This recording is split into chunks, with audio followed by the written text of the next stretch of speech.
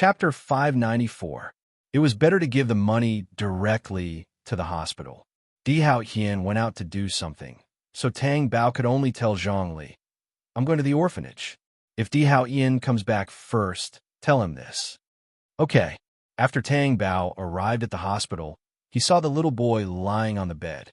He was as thin as a twig because of the illness. His hair was shaved, and he wore a mask on his face. Because he was thin, his eyes looked even bigger and more innocent. Tang Bao directly handed a card to the director and said, "There's 500,000 yuan here. It should be enough for the surgery, medical fees, and post-treatment treatment." The director took the card and was so touched that he was almost speechless. Someone had come to sponsor, and the donation campaign was well done. However, other people would only donate 1,000 yuan at most. He was the only one who directly gave 500,000 yuan. He directly solved all the problems of the expenses. Thank you. Thank you so much. These children should thank you the most. Without you, they would have been homeless. I'm just doing my best. You don't have to be grateful. Before Tang Bao walked out of the ward, he glanced at the little boy lying on the bed again and realized that he had been staring at him. Tang Bao walked forward and said to him, "Don't worry. You will definitely get better." "Thank you," the little boy said softly. In the corridor of the ward, Wang Malay looked at Tang Bao curiously and said, "I didn't expect you to be so emotional. I realized that you are different. If everything goes smoothly, you naturally can't see a person's nature. Only when you experience great storms and waves can you know what kind of person you are." Tang Bao's eyes were a little blank. You donated 500,000 yuan and directly solved all the problems. Does the young master know about this? Wang Malay asked. Tang Bao looked at her very puzzled and was a little unhappy. "This is my money. Why do I need his permission? But you are husband and wife. Don't you need to tell him?" Wang Malay didn't want there to be any conflict between Tang Bao and Di Hao Yin. If Tang Bao did not realize this problem, he could remind her. "Then do you think he'll ask if I agree to spend money? He spends a lot more money than I do. He can't wait to spend hundreds of thousands for a meal." Tang Bao resisted the urge to roll his eyes. Other people could eat hundreds of thousands of yuan for a table full of people, but he ate alone. If she wasn't raised by diamonds, then what was? Wang Malay gasped. "Oh my God, I can't imagine the life of a rich person. I still find it hard to imagine." Wang Malay thought that 500,000 yuan was nothing to a Di Hao Yin who could eat 200,000 yuan per meal, so it should be fine. From this incident, it could be seen that the gap between the rich and the poor was huge and terrifying. Money that was negligible to the rich was a sky-high price for a sick poor person. It made people deeply feel the helplessness of life. As the two of them were talking, they saw Di Junbai walking out of the office while talking to the doctor. "He's here too," Wang Malay said. "His family sponsors this orphanage every year, so it's not strange for him to come here," Tang Bao said. "If that's the case, does he still need to donate? If you can give 500,000 yuan, can't he?" Wang Malay asked curiously. Tang Bao also felt a little confused. Di Junbai was not a stingy person. For such a thing, he would definitely sponsor without hesitation. But now that the little boy was in urgent need of money, why didn't he sponsor him? Di Junbai, who had finished talking to the doctor and walked over, saw Tang Bao at a glance. Then he smiled and walked over. "You saw the news too?" Di Junbai asked. "Yes, I saw it, so I came to donate," Tang Bao said. Di Junbai suddenly had a bad feeling and asked hurriedly, "How much did you donate?" Tang Bao was a little embarrassed, but Wang Malay answered for him first, 500,000 yuan. "Why did you donate so much?" "No, I'll get the money back for you." Di Junbai turned and walked away. Tang Bao immediately pulled him back. "Why do you want to get the money back? If the money is donated, he could be treated immediately." Di Junbai said to her, "This is not only a donation, but also a charity event. I just want to awaken everyone's love and make a contribution to society. What if those people's love comes too late and delays the treatment?" Tang Bao said, pouting. Di Junbai could not help but smile gently. "Now, even if the money is enough, if there's no matching bone marrow transplant, we still have to wait. So, this is not only a donation of money, but also a donation of bone marrow." Tang Bao's face immediately turned red. She looked at Wan Malay, who was also uncomfortable, and said, "So, this is needed. I don't know much about this." The two of them could not help but feel guilty. Just now, they were wondering why Di Junbai did not donate the money directly, but used this method. It turned out that Di Junbai was the one who had put in a lot of effort. You haven't come into contact with this, so it's normal that you don't know. There are many people with this kind of case in our country every year. For the average family, money is a problem, and bone marrow is even more of a problem. The longer the bone marrow search, the more money will be given. Donating in this way is also giving other patients hope. Tang Bao felt ashamed when she heard this, and she could not help but smile. Di Junbai was still the Di Junbai she knew, always gentle and kind. In a joking way, it was not wrong for her to like this person in the past. It was just that such a gentle and kind person would not belong to her. She did not know who was the lucky one. Tang Bao was not feeling pity. She just felt a little touched. Well, Di Junbai raised his hand and looked at the time. It's time for dinner. Let's have dinner together. Tang Bao was a little hesitant and said, "It's okay. I'm going back later." Di Junbai turned her head slightly and looked at Wan Malay. "Aren't you going too? Me?" Wan Malay was surprised. Did this mean that she was invited as well? Tang Bao also thought that Di Junbai only invited her. "Did you think that I only invited you? Isn't she your friend? Let's have dinner together. Are you still going to refuse? This will make me very sad." Di Junbai pretended to be very distressed. Tang Bao could not help but laugh. Then, the three of them went to eat. In a restaurant not far from the hospital. After ordering, they waited. The waiter poured water for them. "Let me." Di Junbai took the kettle from the waiter and shook it when he was about to pour water for Tang Bao. What's the principle behind this? Wan Malay noticed Di Junbai's actions. Tang Bao was also curious. Chapter 595. Shake it evenly? Wan Malay asked. Tang Bao didn't think so either. What he poured out was lemonade. There was no material precipitation, so there was no need to shake it. No. Di Junbai kept them in suspense. "I'll tell you when we're done eating." He poured the lemonade and placed it in front of Tang Bao. Then, he poured a glass of water for Wan Malay and placed it in front of her. "Thank you." Wan Malay felt that Di Junbai was really a gentleman. Whoever wanted to be his girlfriend must have burned incense in their previous life. Tang Bao looked at Wan Malay's ladle-like expression and found it funny. Just as he was about to take a sip of water, another low and intimidating voice sounded. "Did you ask for my permission to eat here?" This familiar cold voice made Tang Bao tremble. He turned around and saw Di Haoyan walking over. There was no warmth on his cold face, and his black eyes were sharp.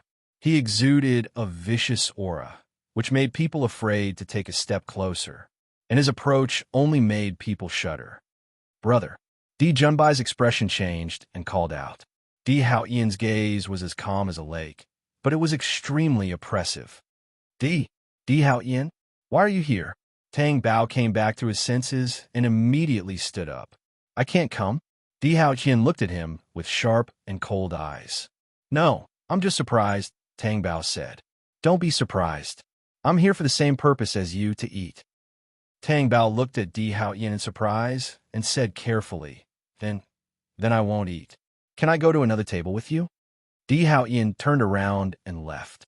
When he turned around and saw Tang Bao standing there, he said in a cold and intimidating voice, "Why are you standing there instead of leaving?" Tang Bao replied and looked at Wan Malay. "You guys eat. I'll leave first." "Oh, okay." Wan Malay knew that there was no other way. Tang Bao then looked at Di Junbai. Just as she was about to greet him, she felt a grip on her wrist and was dragged out. Tang Bao's wrist was in pain. He tried to shake it off, but failed. She lowered her voice in annoyance. "Di Haoyan, what are you doing?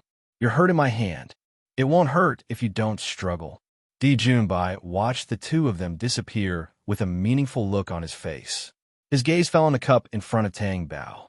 "Why don't you eat?" "I won't eat."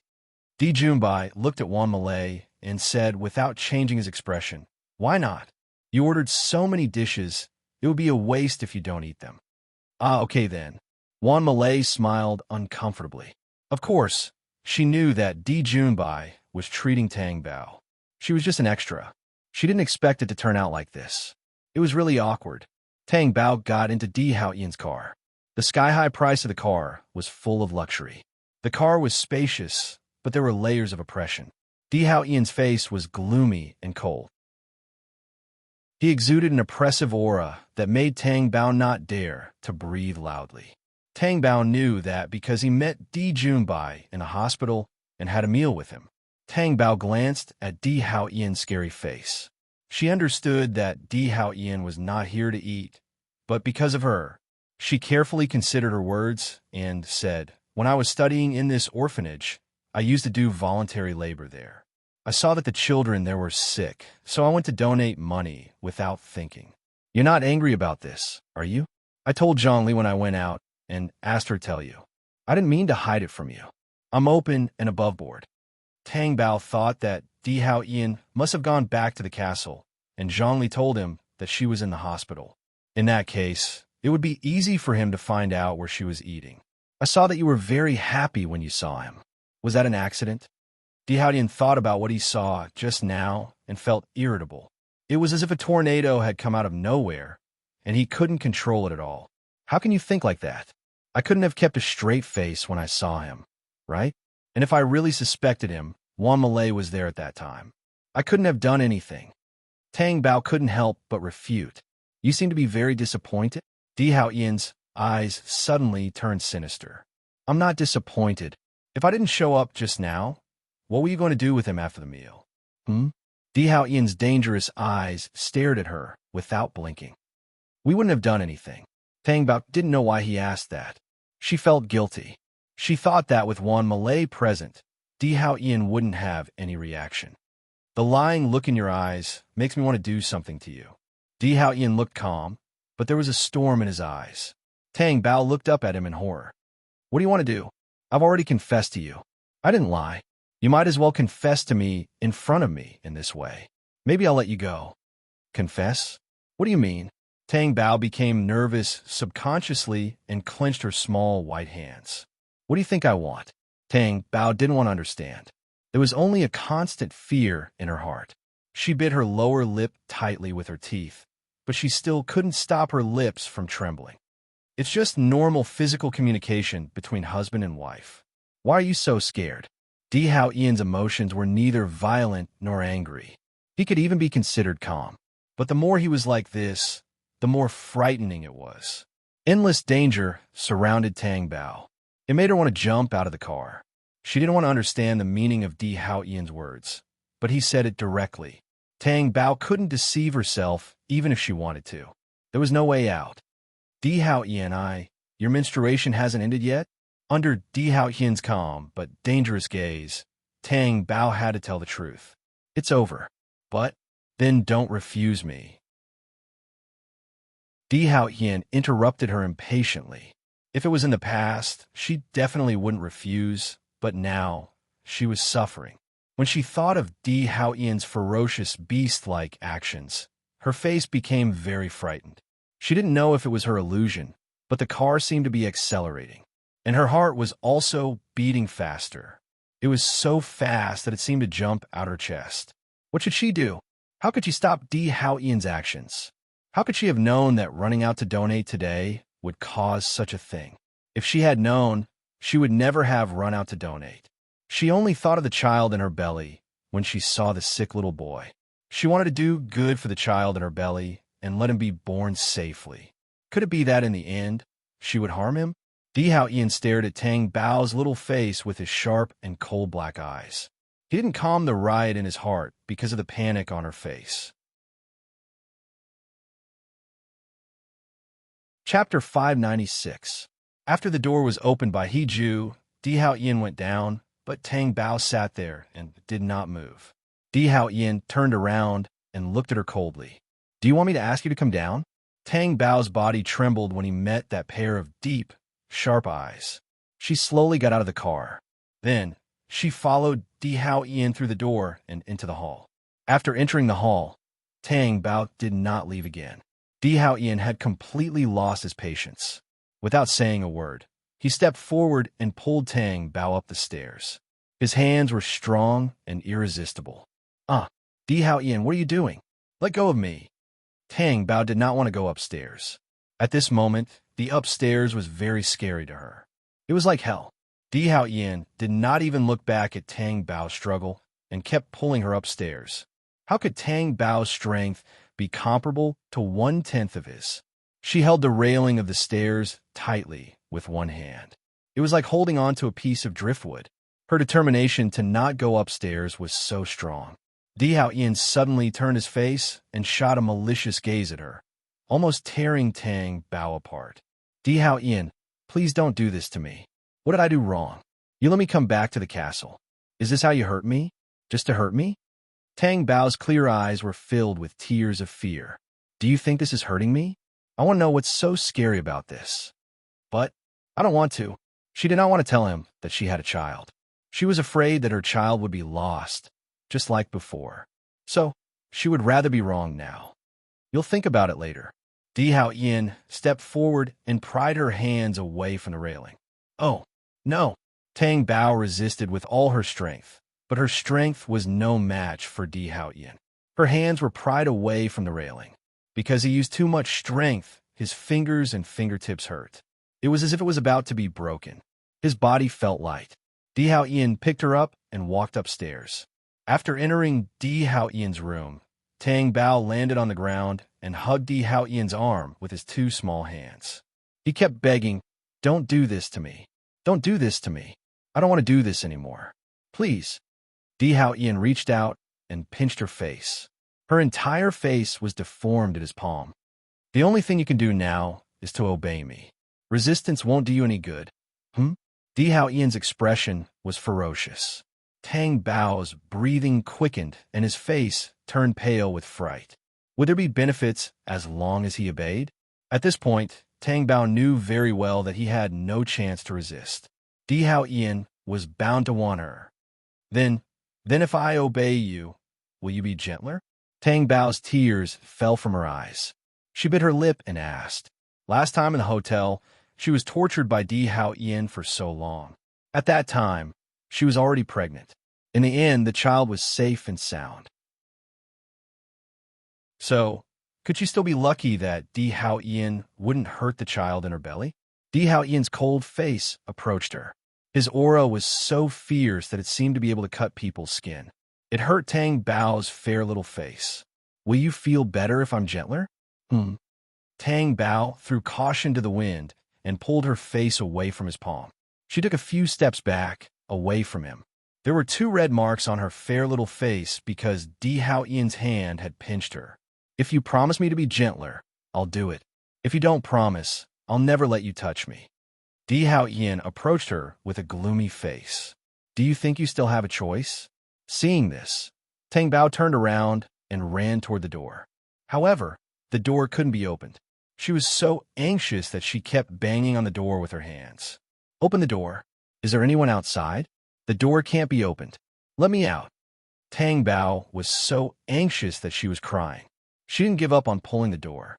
However, in the next second, Di Hao Ian's thick shadow shrouded her. Let go of me, let go of me. Tang Bao kept struggling. She didn't forget to knock on the door anxiously, even kicking it with her feet. Did anyone hear me? Let me out. Let me out. Do you hear me? Di Hao Ian bit her face and breathed heavily. It's useless even if you scream yourself hoarse. Without my permission, no one dares to open this door, Di Hao Ian, you can't do this to me. You let me go back to the castle. Is this how I help you regain your memory? I want to leave. I want to leave you. I want to leave the castle. I don't want to stay here anymore. Let me go. Why are you resisting me so much? Can't I touch you? Or are you protecting your body for someone? If it were Di Junbai, would you not refuse me? Di Hao Ian's voice was fierce. As he exerted strength in his arms, there was a tearing sound. Her clothes were torn.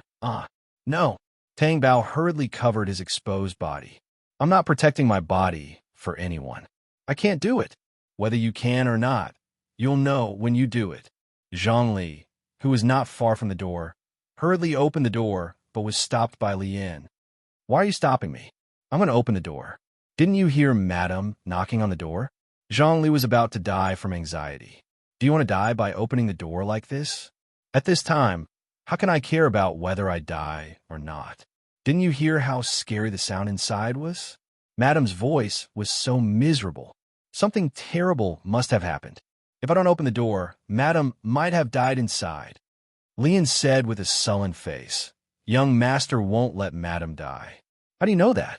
Didn't you see how scary young master's face was when he came back? Did Madame offend him again? Didn't Madame go to the orphanage? I know. No one must have told young master. Young master thought that Madame went to do something, so he was so angry. Then I should tell young master now. Otherwise, he will misunderstand Madame. If I tell you not to go, then don't go. This is your duty. You? Zhongli was very anxious and angry, but she couldn't do anything. Lian had to stop her.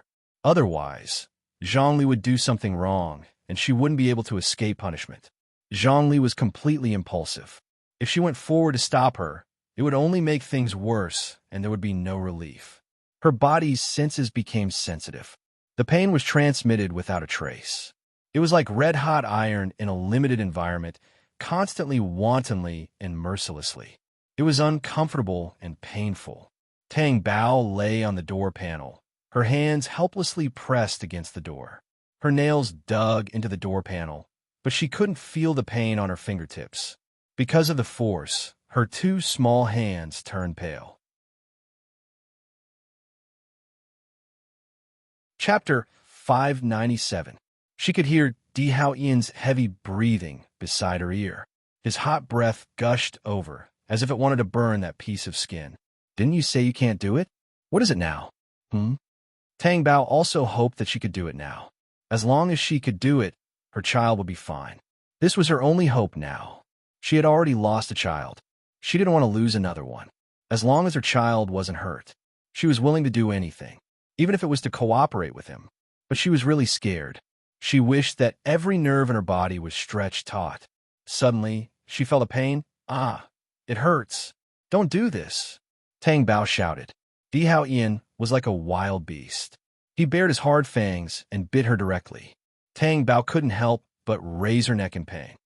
You're distracted at this time. Tell me, what were you thinking about? Di Haoyan's black eyes were red, like a furious beast. My back is facing you. How can you tell that I'm distracted? Tang Bao felt humiliated and angry. If you want to torture me, why do you have to find so many excuses? It's strange. Even if your back is facing me, I can still tell from your reaction that you're distracted. Tang Bao couldn't care less about his terrible judgment. She only felt that the skin on the back of her neck, shoulders, and ears was about to be bitten to pieces. She couldn't bear the pain and turned her head. She wanted to kiss Di Haoyan's face. Their lips were directly pressed together. It was soft and warm to the touch. Di Haoyan couldn't help but pause for a moment. His black eyes flashed deeply. Tang Bao felt the change in Di Haoyan. She wouldn't accept this kiss even more. But a kiss to appease Di Haoyan couldn't only last for a few seconds. If it took a long time, her neck wouldn't be able to take it. Just when she couldn't take it anymore and had to separate, Di Haoyan clasped her face with one of his big hands and forced their lips together. No one knew how much time had passed. Tang Bao was sweating profusely. He was muddle-headed and weak. However, Di Haoyan still did not let her go. Tang Bao could clearly feel the mess on the bed. There was also a faint throbbing pain in her lower abdomen. Because of her concern, she was always left with some rationality. Is it okay now? Tang Bao would ask this question weakly every time it ended. Di Haoyan replied, I don't think it's over yet. You can do it tomorrow anyway. Why do you have to do it today? Tang Bao paused abruptly and could not continue. Her face was flushed red. His breathing was rapid. I noticed that you seem to have gained some weight. There's more meat on your body than before. Tang Bao's heart was in a frenzy, but he could not show it on his face. Fortunately, at this moment, even if her mind was in a mess, she still thought that it was because of Di Haoyan. You won't think of anything else. You seem to care a lot about whether my waist is thin or not. Men like women with thin waists. Di Haoyan did not hide his preference. Then what are you doing now? Tang Bao retorted. Let me tell you, I'm eating well in the castle now, and I'm not working hard in the company. My waist will get thicker and thicker. So if you don't like it, don't touch. Ah. Di Hao Ian covered Tang Bao's mouth fiercely. He could not spit out any words. In other words, she had to start suffering again. Tang Bao had discovered in the past that no matter how Di Hao Ian tormented her at night, she would still wake up. No matter how much physical strength he consumed, she would still wake up in the morning. In fact, she would even be more energetic. If it was Tang Bao, he would have to sleep until noon before waking up. But this time, after Di Hao Ian got up, her eyes opened. Waves of throbbing pain in her lower abdomen made her panic. Di Hao Ian was standing by the bed and putting on his shirt. He was buttoning the top buttons and even the cufflinks. Every movement of his slender fingers was steady and mature. Tang Bao moved her body and turned over. The moment she moved her limbs, she felt as if they had been broken and crushed. It made her extremely uncomfortable, but she could only endure it. She slowly sat up on the bed, lifted the blanket, and got out of bed. As soon as her feet touched the ground, she felt a sharp throbbing pain in her lower abdomen. She could not help but cry out softly. Her body went limp and she fell to the ground. Di Hao Ian, who was on the other side of the bed, thought that she was going to get up. He said with an indifferent expression, "You don't have to get up." After being tormented by him so many times, she still had the energy. Tang Bao did not say anything. She knelt on the ground, breathing rapidly.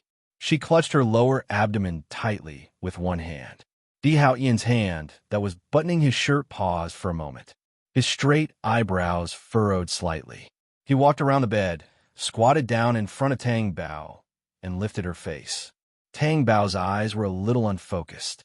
Her breathing was rapid, and her face was pale. Di Hao Ian's hand that was holding her face trembled violently. His heart seemed to sink.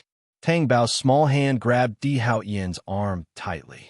With a pleading tone, she said, "Di Hao Ian, please take me to the hospital. My stomach hurts." As she spoke, tears rolled down her cheeks. "Please, take me to the hospital. I'm pregnant." Before she could finish speaking, her stomach throbbed violently again. Tang Bao blacked out and fainted. She fell into Di Hao Ian's arms. Di Hao Ian's breathing suddenly became heavy. Tang Bao's pale face made his heart tighten. He grabbed the blanket next to him, wrapped it around her, and carried her out of the room quickly. In the ward, Di Hao Ian sat on the sofa with his long legs crossed. The aura around him was deep and cold, and the expression on his face was even colder. The hospital director, standing in front of him, did not even dare to breathe loudly. He carefully observed Di Hao Ian's expression. Not only is young madam pregnant, but she's been pregnant for more than 2 months. It's a little dangerous for her to be less than 3 months pregnant, so she can't have sex. The hospital director was halfway through his sentence when he received a sharp look from Di Hao Ian. Di Hao Ian's expression became even worse. How did he know that she was pregnant? This damned woman didn't say a word. Di Hao Ian's sharp gaze swept across the bed and onto Tang Bao, who was still unconscious. "Go on. The most important thing is that young madam is pregnant with twins." Di Hao Ian was stunned for a moment. He looked at the hospital director and asked, "2 children?" "Yes. Twins are more dangerous than a single child. So it's fortunate that she's safe and sound now."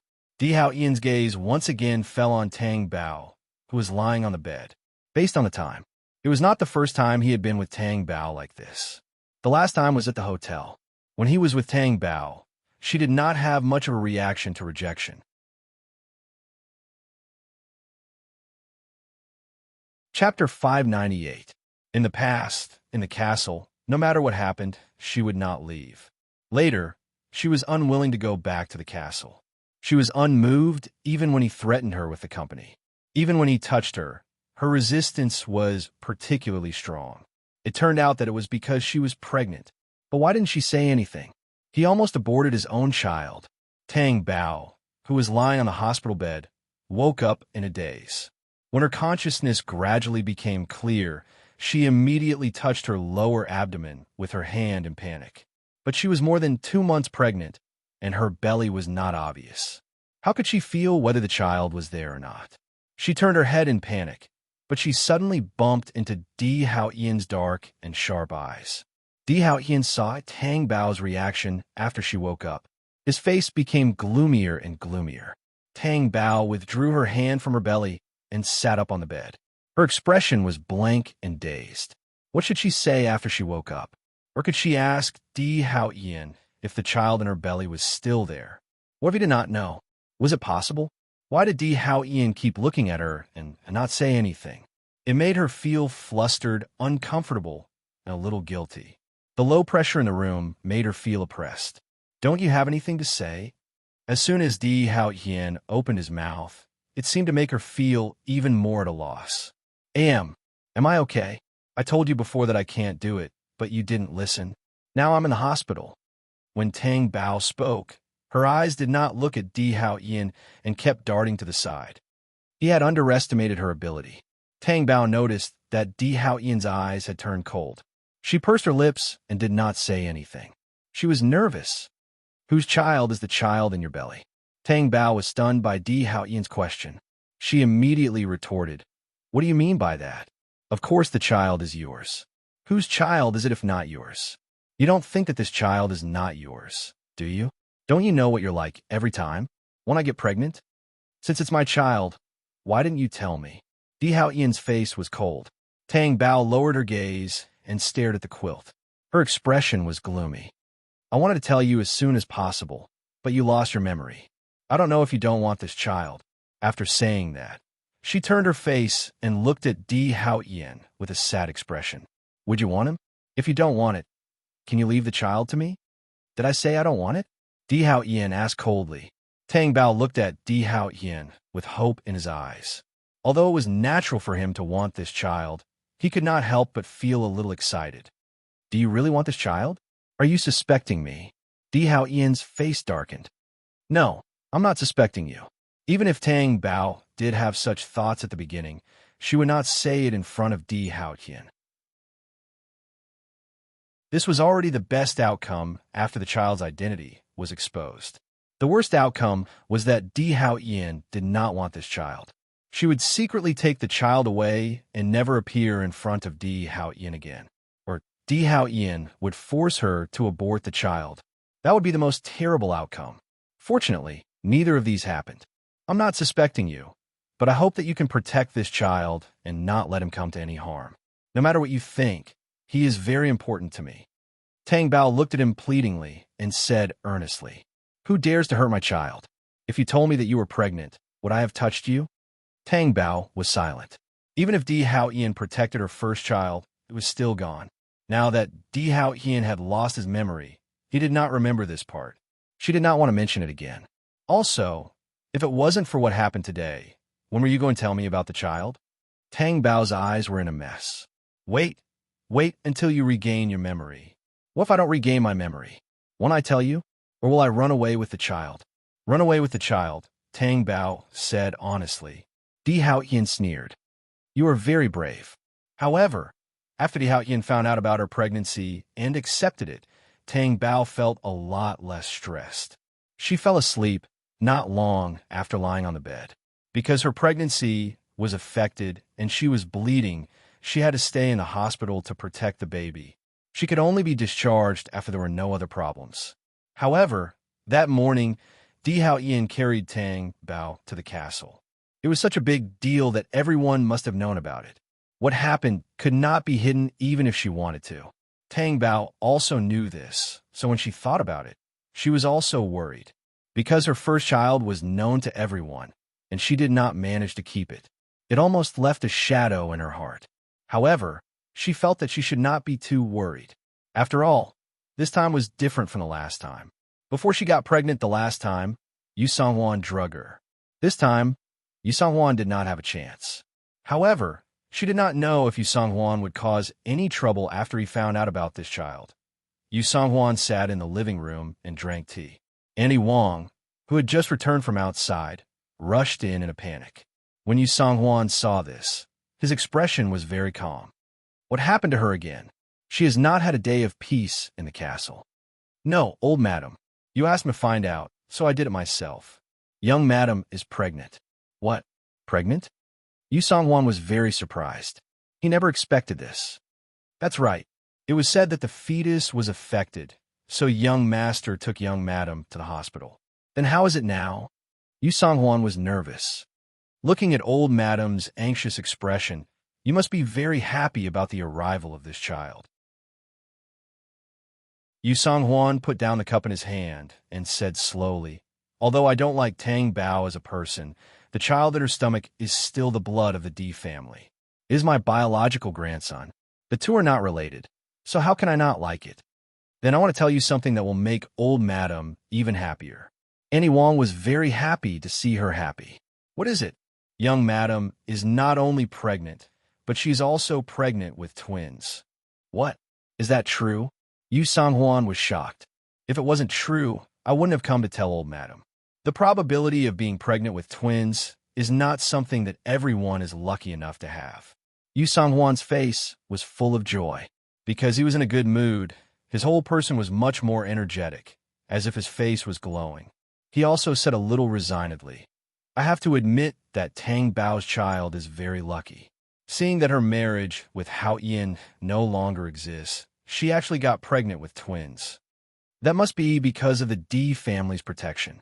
Old madam eats vegetarian and chants Buddhist scriptures every day. It must be because of you. Annie Wong said.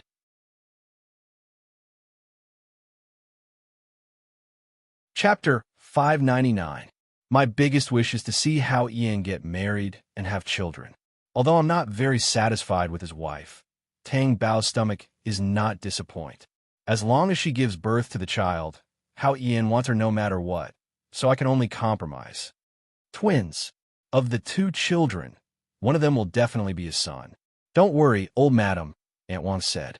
Yu Songhuan smiled and nodded. Zhongli personally delivered Tang Bao's 3 meals a day in the hospital. Zhongli said that the food in the hospital did not taste good. It was not as delicious and hygienic as the food at home. Zhongli saw Di Haoyin carrying Tang Bao out of the castle in a hurry in the morning with her own eyes. At that time, she was so scared that her face turned pale. She thought that something had happened. She really thought that Di Haoyin had seriously injured Tang Bao and wanted to kill her. Her life was in danger. Later, she heard that she was pregnant and had a miscarriage. After being sent to the hospital for treatment, she was safe and sound. Only then did she feel relieved. This state of mind was like a roller coaster ride, and she really couldn't bear it. Fortunately, Tang Bao's complexion was better now. The sky was clear after the storm. Zhongli felt that nothing was more important than being pregnant. As long as she was pregnant with Di Haoyin's child, everything would be solved.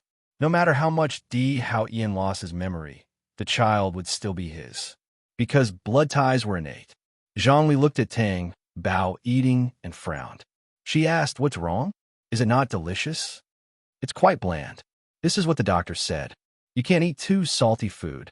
The food you eat is bland. Young madam, please bear with it. I know. For the sake of the child, this is nothing. Tang Bao stuffed food into his mouth.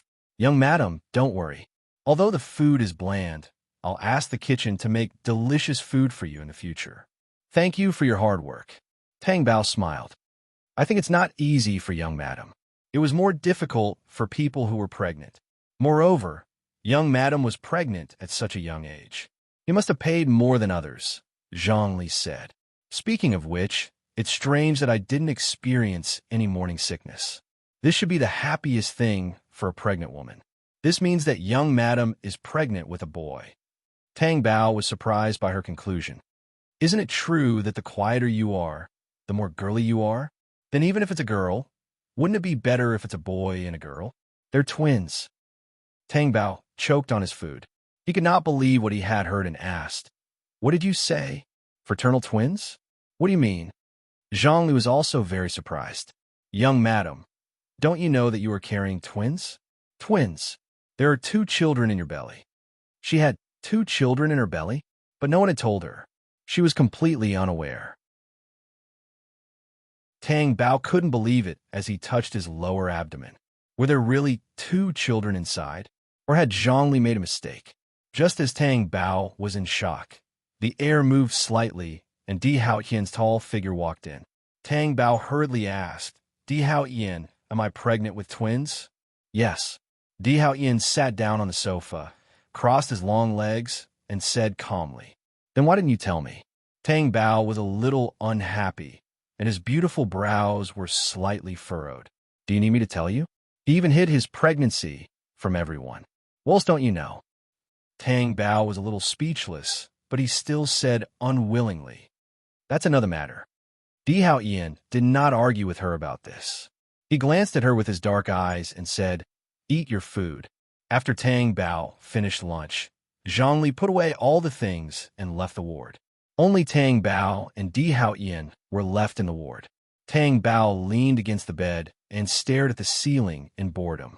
Occasionally, he looked at Di Haotian, who was sitting on the sofa and looking at the computer with an expressionless face. Although Di Haotian did nothing, the silence in the ward made people panic. Di Haotian, does everyone know that I'm pregnant? Di Haotian did not raise his head. Are you worried? Did anyone look for you about my pregnancy? No.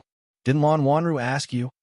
Di Haotian's eyes fell on the screen, and then he looked up at Tang Bao. What do you want to say? Tang Bao looked away. Nothing. Take care of yourself and the child in your belly. You don't need to tell me that. Tang Bao suddenly showed a little displeasure. He was very unhappy. What was with Di Haotian's expression? Did he feel wrong to ask more about Lan Wanru? Since he cared so much, why did he ask her to go back to the castle? Yes, he needed her help to recover his lost memories. For Di Haotian, who did he want to recover his lost memories for? For himself, or for Lan Wanru? Tang Bao knew in his heart that it would not be for her. Are you showing me that face? Di Haotian's face was gloomy. I don't dare.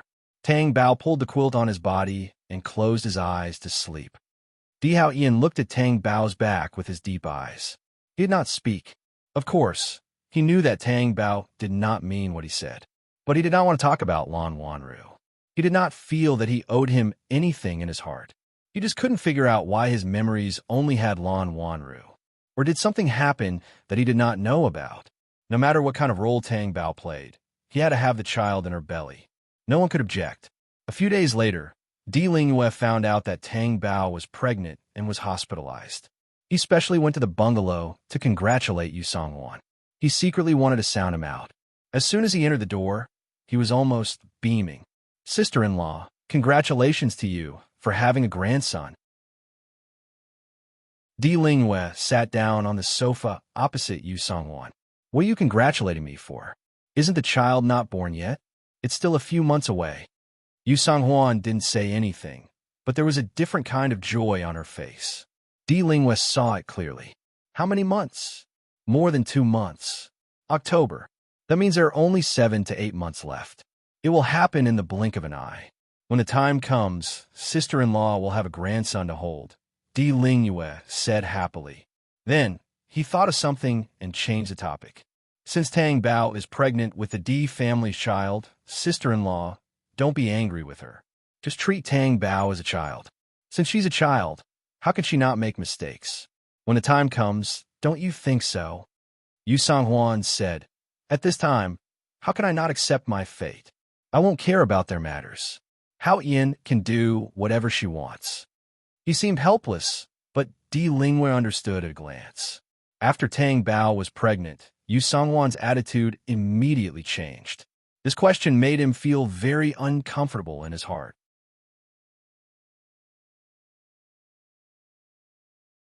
Chapter 600.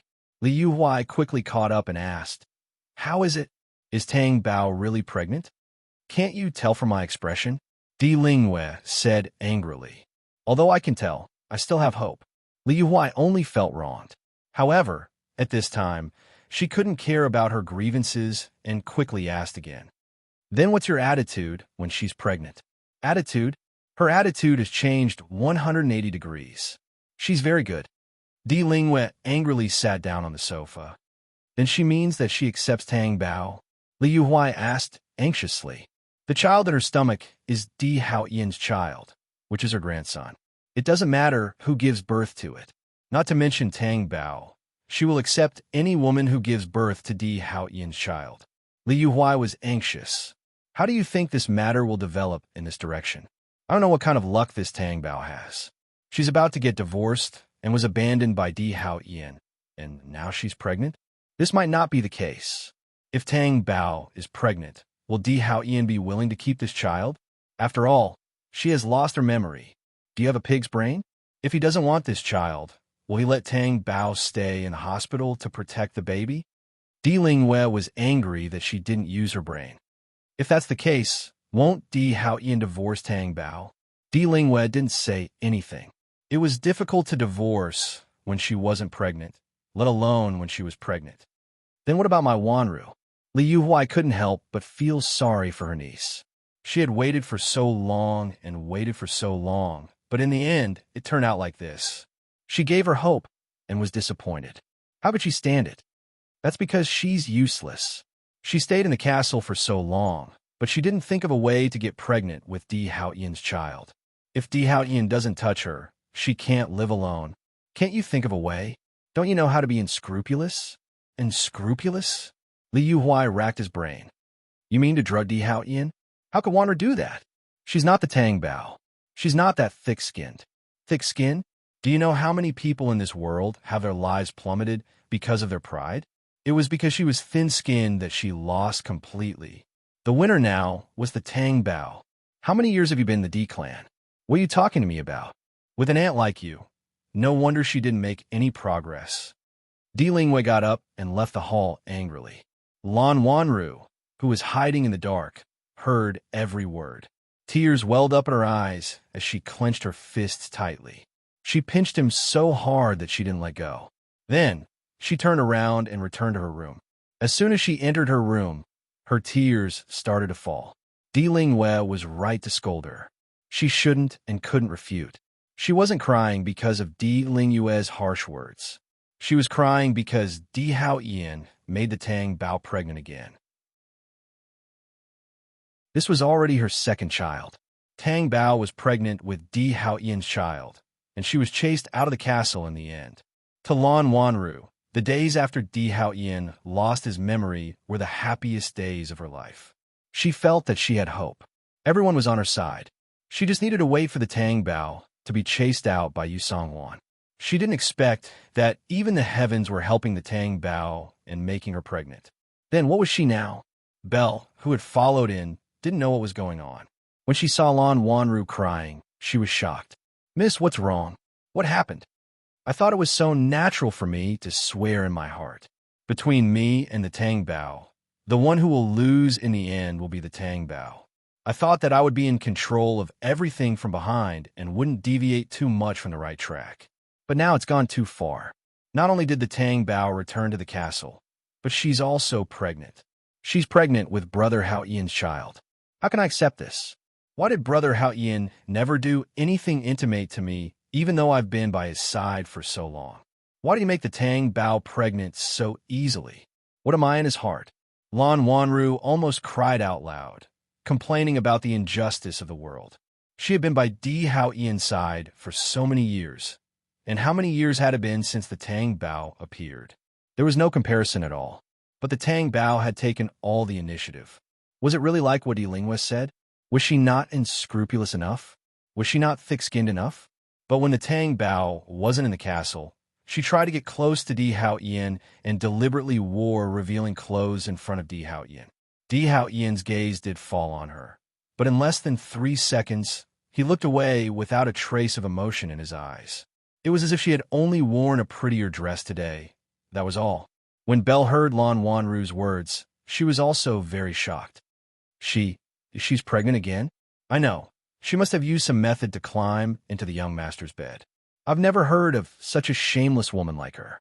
When they were in the castle previously, Belle didn't forget how the Tang Bao treated her. She actually coaxed Di Hao Yin to chase her out. Otherwise, she could have stayed by Lan Wanru's side and given her advice to take down the Tang Bao together. That way, Lan Wanru wouldn't be so sad. If she didn't vent her anger, the anger in her heart wouldn't be appeased. But who cares if she's shameless now? She's pregnant with Brother Hao Yin's child. The bloodline of the D family's head is the most important thing. It's also something I can't get. Lan Wanru's fierce eyes were filled with jealousy and unwillingness. Miss, don't be too anxious. Isn't she just pregnant? Who knows if that child can be born in the end? Just like her first child, didn't she lose it too? Maybe she doesn't have such a fate. If she has a child and still loses it in the end, it means that it's a punishment from the heavens. She doesn't deserve all of this and everything that belongs to you. Belle kept comforting her. When Lan Wanru heard her words, she couldn't help but frown, but her heart was moved. But then she remembered that this time was different from the last time. So she said, last time, it was Yu Songhuan who interfered, so she had no choice but to abort the child. But now that the child in her stomach is fine, how could she let the child be aborted? After all, that's her grandson. If Yu Songhuan didn't do anything, Brother Hao Yin is such a strict and unapproachable person. How could he drug the Tang Bao? That's true. Belle didn't seem to have any good ideas. Lan Wanru thought. Yu Songhuan wouldn't accept the Tang Bao, not even the child. After hearing Di Ling Yue's words, she felt that she was too naive.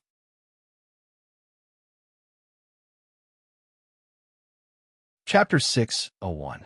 The green plants on the windowsill were lush, and the flowers were bright and delicate. A light breeze blew in, bringing in a fragrance. It blew on Lan Wanru's face, waking her up. It immediately soothed her sorrowful mood. How could she be so flustered? So what if the Tang Bao was pregnant? Was she going to give up now that she was pregnant? She would never give up. She had loved Di Hao Yin for so many years. As long as she was alive, she would continue to love him. Therefore, she could not keep the Tang Bao, let alone have a child. At this moment, there was a knock on the door. Li Yuhuai walked in. Belle glanced at Lan Wanru and went out. Although Lan Wanru was calm now, there were still traces of tears on her face. Li Yuhuai could tell a glance. You already know about it? Lan Wanru nodded. Aunt and uncle must be very disappointed in me. It's not your fault. The Tang Bao was too scheming. Even Di Hao Yin was fooled by her, let alone you. Li Yuhuai comforted her. Aunt, you don't have to comfort me now. I know I was wrong. I shouldn't have been soft-hearted. Li Yuhuai sighed helplessly. But now that the Tang Bao is pregnant, it's too late even if you harden your heart. The door was not closed. Di Junbai, who was passing by, saw that the atmosphere inside was not right. He stood at the door and asked, What's going on? Do you know about the Tang Bao's pregnancy? Li Yuhuai asked. I heard from Dad. Di Junbai's eyes flashed slightly, and he nodded. Wanru is sad. I'm comforting her, Li Yuhuai said. Di Junbai walked into the room. His gentle temperament always made people feel at ease. He stood a few steps away from Lan Wanru and looked at her. This is indeed very surprising, but are you still persevering? Everyone was comforting her, but only Di Junbai's question hit the nail on the head. Lan Wanru was naturally smart. Her dazed thoughts naturally gathered together, giving her a clearer resolution. If you persist, don't give up. Instead of crying, it was better to give up. Of course I insist. I've loved Brother Hao Yin for so many years. What's the big deal about Tang Bao? There's no such thing as a latecomer in this world, nor is there so much good luck for her. Once her luck is used up, all that's left is bad luck for her. The emperor raised his hand and patted her shoulder a few times like an elder brother. Then don't be sad. The last time I saw Tang Bao, she wasn't happy either. But I can only comfort you. After saying that, he turned around and left the room. When Li Yuhuai saw that Lan Wanru's complexion was clearly improving, he immediately smiled and said, Look, everyone is supporting you. Don't give up. The one who laughs last is the winner. I know. After everyone left the room, Lan Wanru sat on the sofa. Looking in the direction of the door, she thought about Di Junbai, who had comforted her just now. How could she forget Di Junbai? His existence was much more important than hers. So what if Tang Bao was pregnant? So what if no one could do anything to her? She was pregnant with the Di family's child, which was indeed a lot of credit. But the premise was that the child had to be from the Di family. Di Junbai often met Tang Bao. Who knew if they had been together before? Even if they were together, no one would know. Lan Wanru's sinister eyes were filled with a determined smile. This time, she would definitely not give Tang Bao a chance to make a comeback. Tang Bao was lying on the bed with a four-drip. Her eyes were basically fixed on the four-drip. Her big eyes stared unblinkingly, clear and flashing. Those who didn't know better would think that she was afraid that the four-drip would fall. In fact, she was just afraid that the four-drip would run out and the air would be injected into her body. Her pregnancy, this time, was different from her first time. Now that there were two little lives in her stomach, she had to cherish and be more careful. Until now, she still couldn't calm down from the surprise of having twins. She actually had 2 children in her stomach. It was really too surprising. What was Di Haoyan thinking? Was it because he simply felt that this was his bloodline, or was there another reason? Did all of this feel familiar in his memory? She had once aborted a child for him, and he wasn't touched at all? Tang Bao turned her face, but her eyes met Di Haoyan's dark eyes. They were deep and dark, with a coldness that was like a cold lake. It made her heart beat slower. The ward was very quiet, so quiet that she could almost hear the sound of the four-drip. Di Haoyan looked at her indifferently and coldly. Tang Bao's eyes were as tense as her heart. It was as if she couldn't bear Di Haoyan's powerful and oppressive eyes. "The four-drip is gone," he said in a low and magnetic voice. What? Hurry up and call the doctor." Tang Bao turned around abruptly, but when she looked up and saw the four-drip on the four-drip, her words stopped abruptly. She turned her face and glared at Di Haoyan. "How is it gone? Why are you lying to me? But it's time to change the four-drip. Help me call the doctor." Di Haoyan glanced at the four-drip that was still 1/3 of the four-drip. He looked at her without saying a word. Tang Bao pursed her lips and lay quietly on the bed, but her big eyes were still looking at the four-drip. Every day, Tang Bao came personally for the four-drip. The next morning, her doctor came in to put her on the four-drip. When the doctor's needle pierced her flesh, Tang Bao bit her lip tightly. In fact, the doctor didn't feel any pain at all, but she was still nervous. Di Haoyan's deep gaze fell on Tang Bao's small face. Her small mouth was bitten, and when she let go, it became redder. Her clear eyes seemed to be shrouded in a layer of mist. She was so bright, but she looked nervous and aggrieved. "Put half of the four-drip in each bottle," Di Haoyan said. The doctor was stunned. "If that's the case, the amount is not enough. Change to 3 bottles?" "Yes." The doctor went out to get the 3rd bottle. Tang Bao looked at Di Haoyan in surprise. There was no extra expression on his face. It was as if it had nothing to do with him or her. But why did he change 2 bottles for 3 bottles and put half of the four-drip in each bottle? "Di Haoyan, why only half of the four-drip?" Tang Bao asked. "It's worthy of my status. It's worthy of your status of being rich and having nowhere to spend it." She had never seen such an operation. Tang Bao was silent for a while. She looked at Di Haoyan again, who was staring at the computer in front of him without saying a word. She thought of how she was when she was pregnant with her first child. At that time, her child was very healthy and didn't need to be hospitalized. When she was hospitalized, her child was gone. Di Haoyan also accompanied her in the same way. Of course, at that time, he was not as distant and indifferent as he was now. However, Di Haoyan could accompany her every day, which relieved a lot of the psychological pressure on Tang Bao. She didn't just ignore it. Even if it was just for the sake of the child, she was satisfied.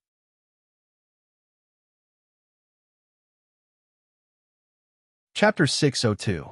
Although they were only 2 months old, they were bigger because they were twins. Di Haoyan, do you think the children will look exactly the same after they are born? Tang Bao thought of the 2 little guys looking exactly the same and felt that it was very cute. Di Haoyan's dark eyes moved slightly, and his gaze fell on Tang Bao's watery eyes. His anticipation and smile were like beautiful ripples. "No," Di Haoyan told her ruthlessly. "Why not? Don't twins look the same?" Tang Bao's beautiful brows immediately furrowed, as if she felt that there was no problem with her statement. Di Haoyan's dark eyes were clear and cold. "They are fraternal twins. Only identical twins look the same."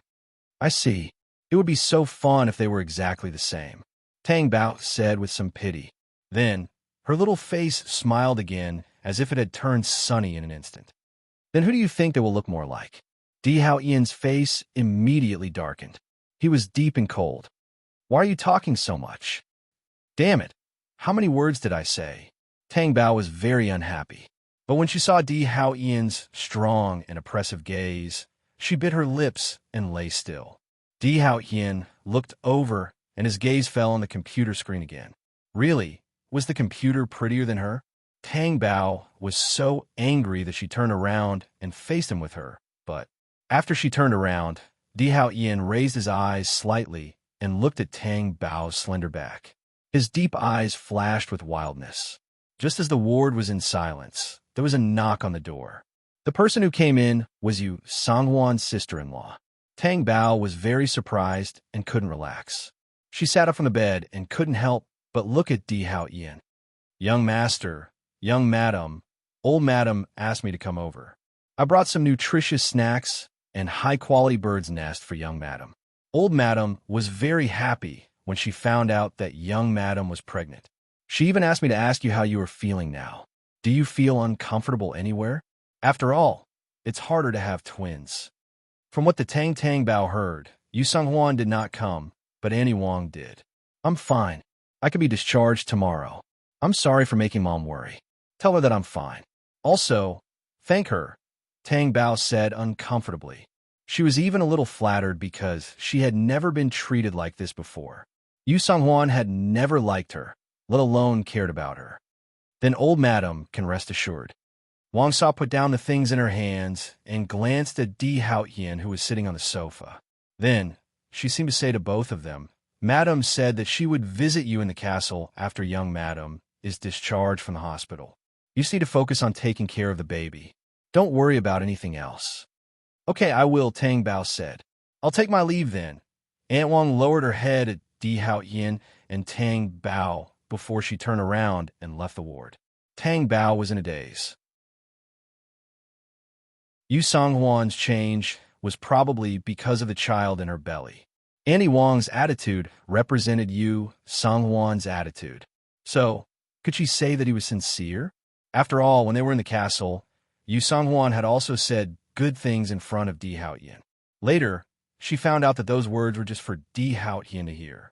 However, the child in her belly was Di Hao Ian's. It was the blood of the Di family. Yu Songhuan did not drug the child, and the child was healthy.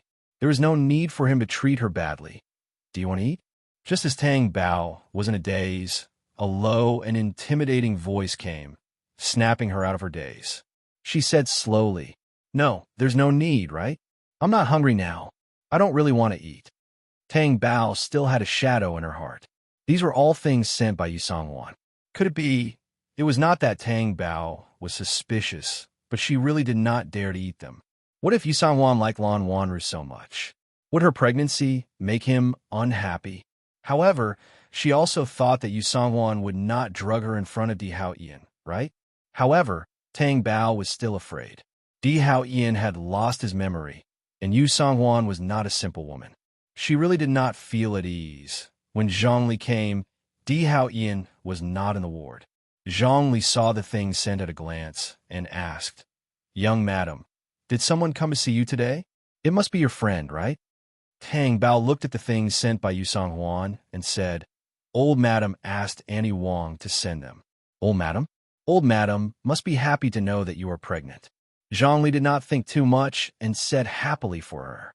Tang Bao looked a little hesitant and asked, Do you think old madam will really like the child in my belly? Zhongli suddenly felt uneasy. Young madam, do you mean? Old madam will drug it, just like before?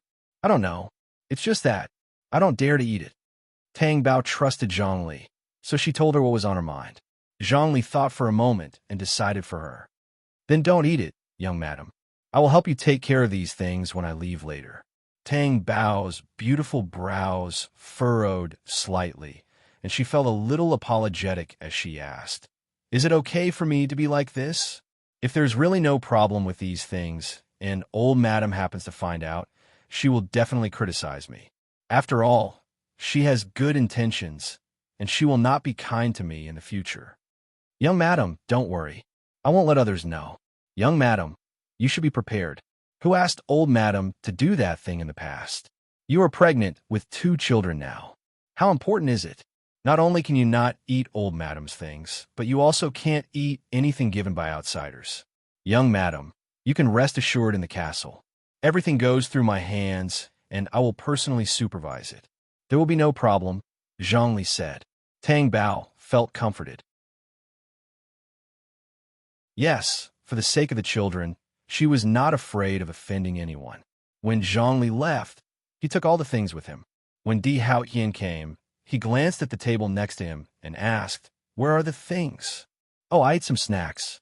I asked Zhongli to take the rest back. I will eat them when I go back," Tang Bao said without changing her expression. At this moment, there was a knock on the door. Ju pushed the door open and came in. "Young master, Di Lingyue and his wife are here." Di Haoyan's dark eyes darkened slightly, and his expression was unfathomable.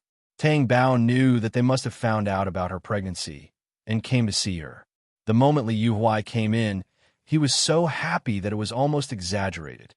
He went forward and grabbed Tang Bao, who was in a daze. "Tang Bao, you are now a great contributor to our Di family. Not only are you pregnant with Hao Yan's child, but you are also pregnant with twins. In the history of the Di family, you're the only one who is pregnant with twins. You are amazing." Is that so?" Tang Bao was embarrassed and withdrew her hand without a trace.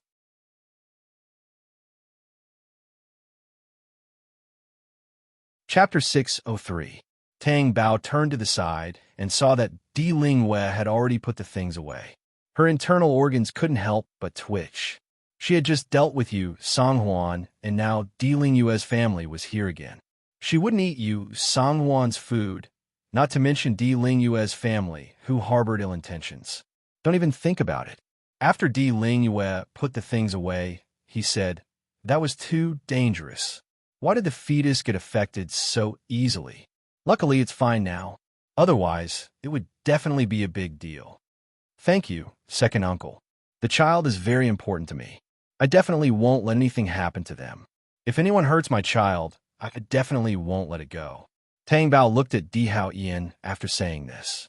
In reality, she was saying this for Di Lingyue and his wife to hear. "Not just you, I won't let him go either," Di Lingyue said with a serious face.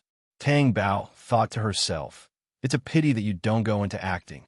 Even if I don't know the evidence that you want to kill Di Haoyan, you definitely don't mean what you say." However, since it was all about acting, Tang Bao felt that she had talent in this area. "I know that second uncle and second aunt have always doted on me. I'm really happy. In the future, with you guys worrying about me, I don't have to worry about anything," Tang Bao said with a smile on her face. "It's good that you think like that." Li Yuhuai patted the back of Tang Bao's hand gently, like an elder teaching a lesson.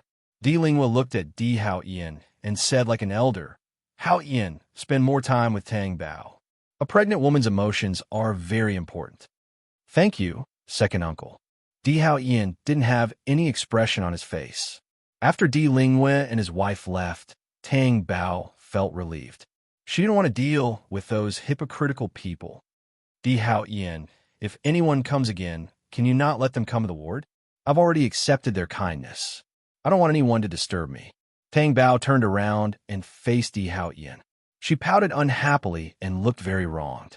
She couldn't say that his second uncle's family wasn't anything good. She definitely didn't want to see them while she was pregnant.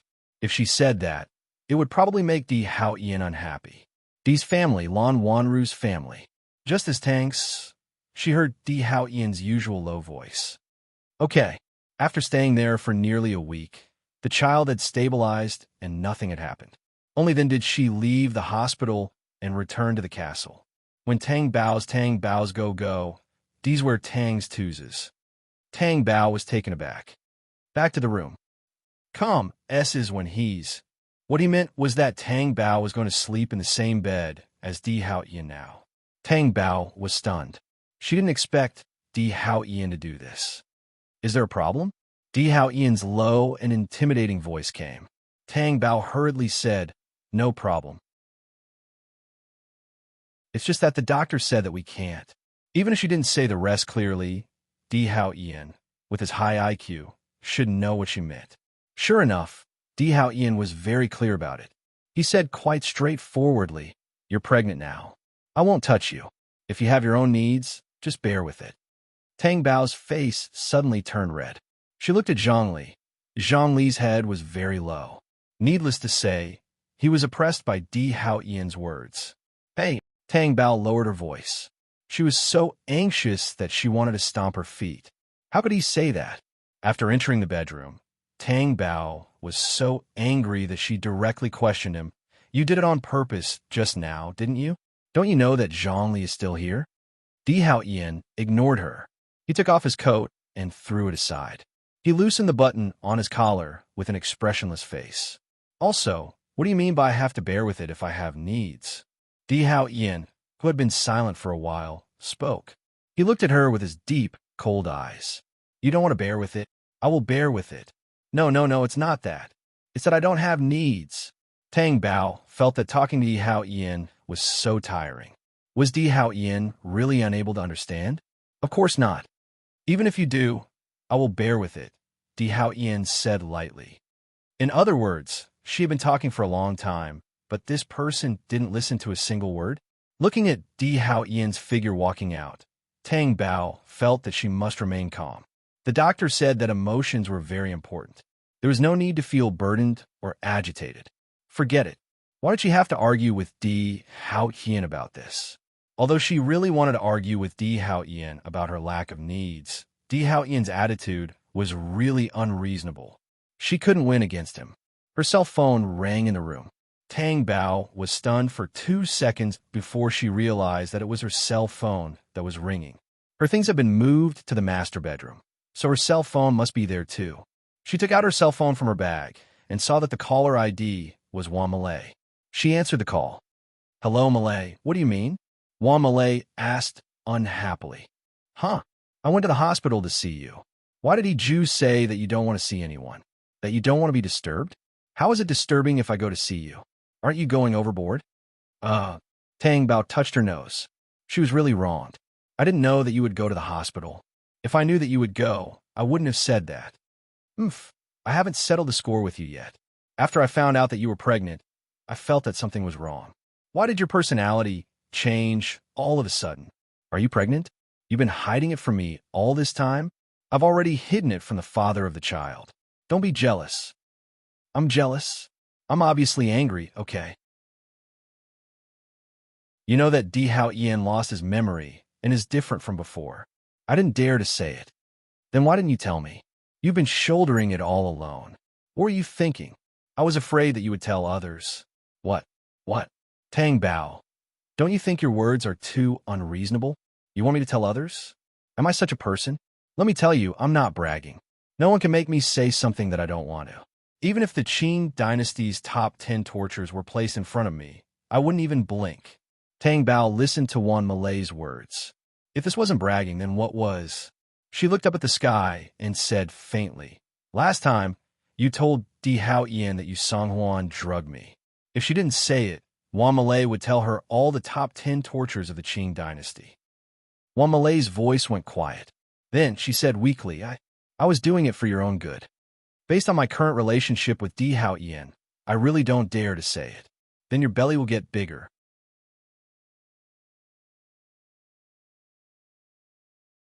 Chapter 604. Why wouldn't he accept it? He just lost his memory. Would he not want his own child? Even so, you have to pay attention to others. Juan Malay reminded her. I know.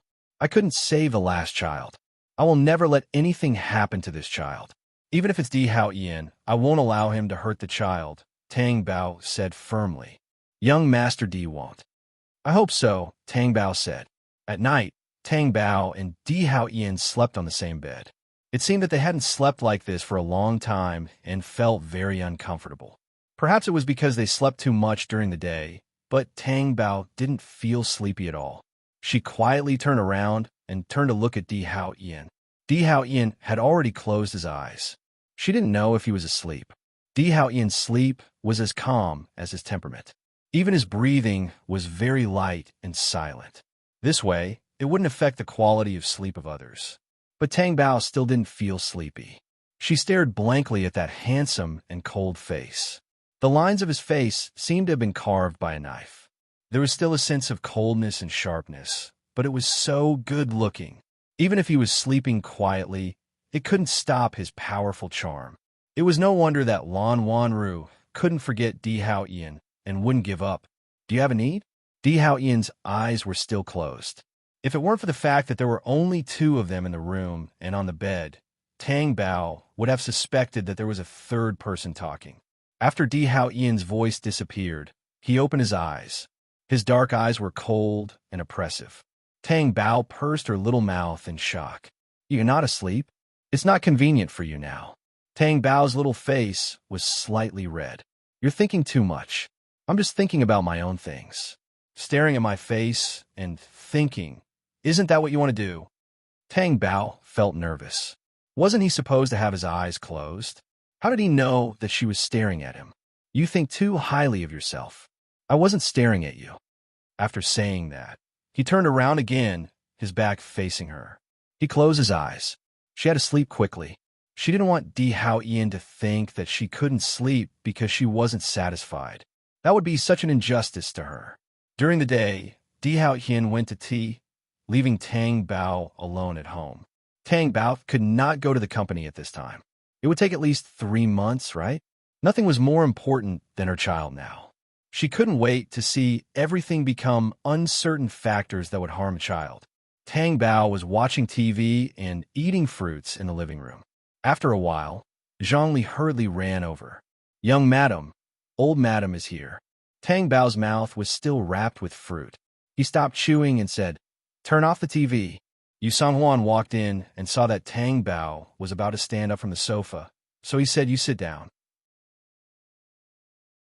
Tang Bao paused in the act of getting up and then sat down on the sofa again.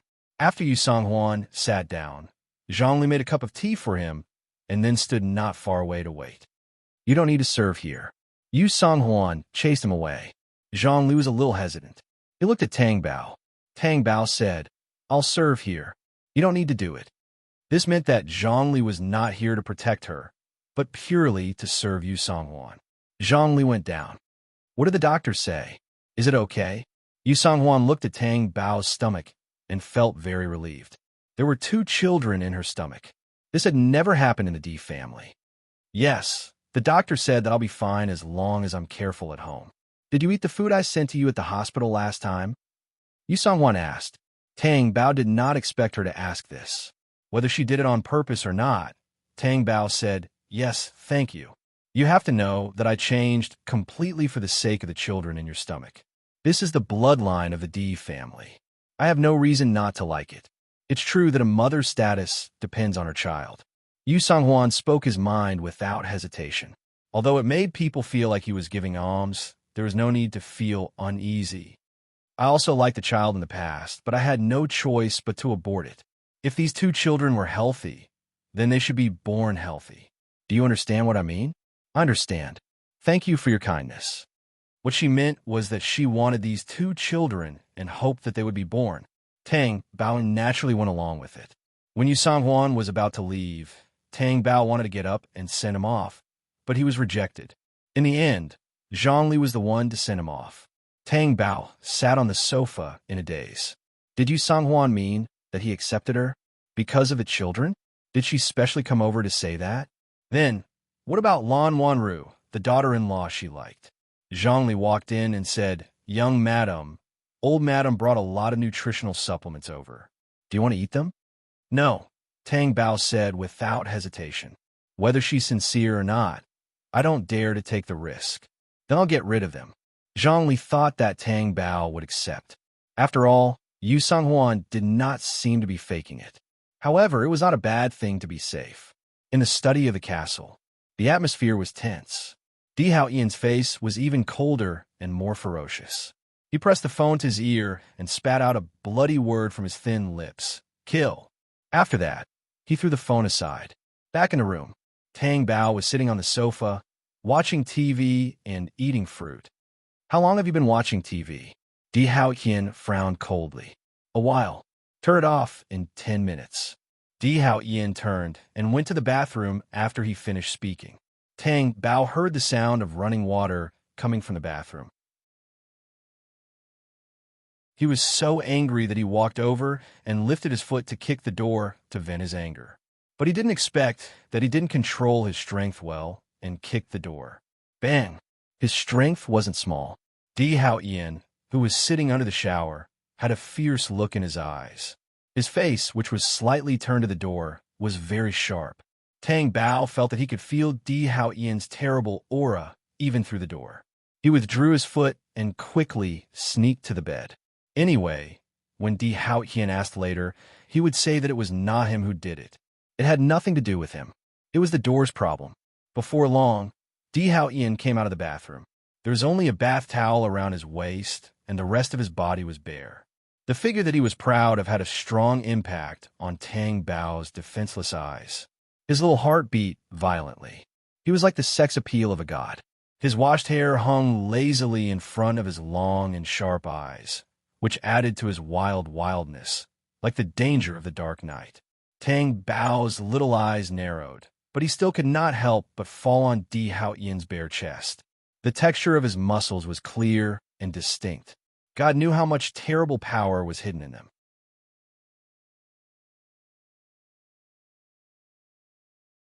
Chapter 605. She only turned around when Di Hao Ian entered the cloakroom. At this time, Di Hao Ian had already put on his pajamas. He was a god in clothes. He had a deep and unattainable noble temperament. Who could resist such a person's power? When she met Di Hao Ian's gaze, Tang Bao came back to her senses and laughed dryly. She looked at Di Hao Ian, who was in bed, and asked, "I feel that every day is very boring. Di Hao Ian, can you help me buy a book tomorrow?" "What book?" "Sun Tzu's Art of War. I want to read it. Can you understand it?" Di Hao Ian looked at her disdainfully. "If you can't understand it, you can study it. You'll understand it after reading more and studying more." She was also very smart, okay? It was just that she didn't pay attention to books when she was reading. Otherwise, she would be a top student. Reading Sun Tzu's Art of War when you're bored? Di Hao Ian's eyes were sharp. "Yes, what's the problem? I'll buy it tomorrow. Thank you." After Tang Bao finished speaking, she crawled under the blanket. Her idea of reading Sun Tzu's Art of War was very simple. She didn't know if she could fight with Di Hao Ian after reading it. She couldn't always be bullied by him. The next day, Di Hao Ian hadn't returned yet, but the book was sent back first. It was indeed Sun Tzu's Art of War. As soon as she opened the first page, Tang Bao's eyes almost twitched, but she endured it and continued reading. Anyway, she was bored. Zhongli saw that Tang Bao wasn't watching TV, but holding a book. Upon closer inspection, she saw that it was Sun Tzu's Art of War. Her eyes widened in surprise. "Young madam, are you reading Sun Tzu's Art of War?" "Yes. Is there a problem?" "There's no problem. Can you understand it?" Tang Bao looked up from the book and looked at Zhongli. "Why can't I understand it?" "Let me tell you, I can understand it very well." "Oh, yes." After Tang Bao finished speaking, she continued reading. Zhongli went to do her work. When she finished her work and came over, she saw Tang Bao leaning against the sofa and falling asleep. The book in his hand fell onto his lap. He couldn't help but sigh and mutter. "This is used for hypnosis." He stepped forward and covered her with a soft sable blanket to keep her from catching a cold. Zhang Jichao was surfing the net in a hidden internet cafe. He had a cigarette in his mouth and was typing on the keyboard, playing a game. The difference between winning and losing was too great, which made him a little irritated. He didn't expect that he would be forced into a corner and end up in this situation. Back then, he had followed his boss and had lived a glorious life. He had money, women, and everything. Now, he was so cowardly and uneasy. He was always worried that he would be caught. That Di Hao Ian is really scary. He had thought that they were just businessmen with some power. He did not expect that there was an even more terrifying dark force. They did not act openly, but in the dark. Zhang Jichao was Liao Qingshan's most capable subordinate. Now that he was forced to split up and couldn't even stay in D-City, he was running away like a desperado. Originally, they were not afraid of death at all. However, after the others were captured by Di Hao Ian's people and died miserably, even people like them who killed without batting an eyelid were frightened. One could imagine how terrible their fate would be if they were caught by Di Haoyan. The others were still small fries. If people like Liao Qingshan and Zhang Jichao were caught, they would definitely be 10 times more miserable. Zhang Jichao got up and left his seat to go to the toilet. Zhang Jichao. Someone called him. Zhang Jichao paused and turned around. He Ju appeared like a ghost, and it was as if he was the only one who appeared here. So he turned around and was about to run. He Ju jumped up and stepped on the wall. In the blink of an eye, he landed in front of Zhang Jichao. He reached out and grabbed his neck. "Where is Liao Qingshan?"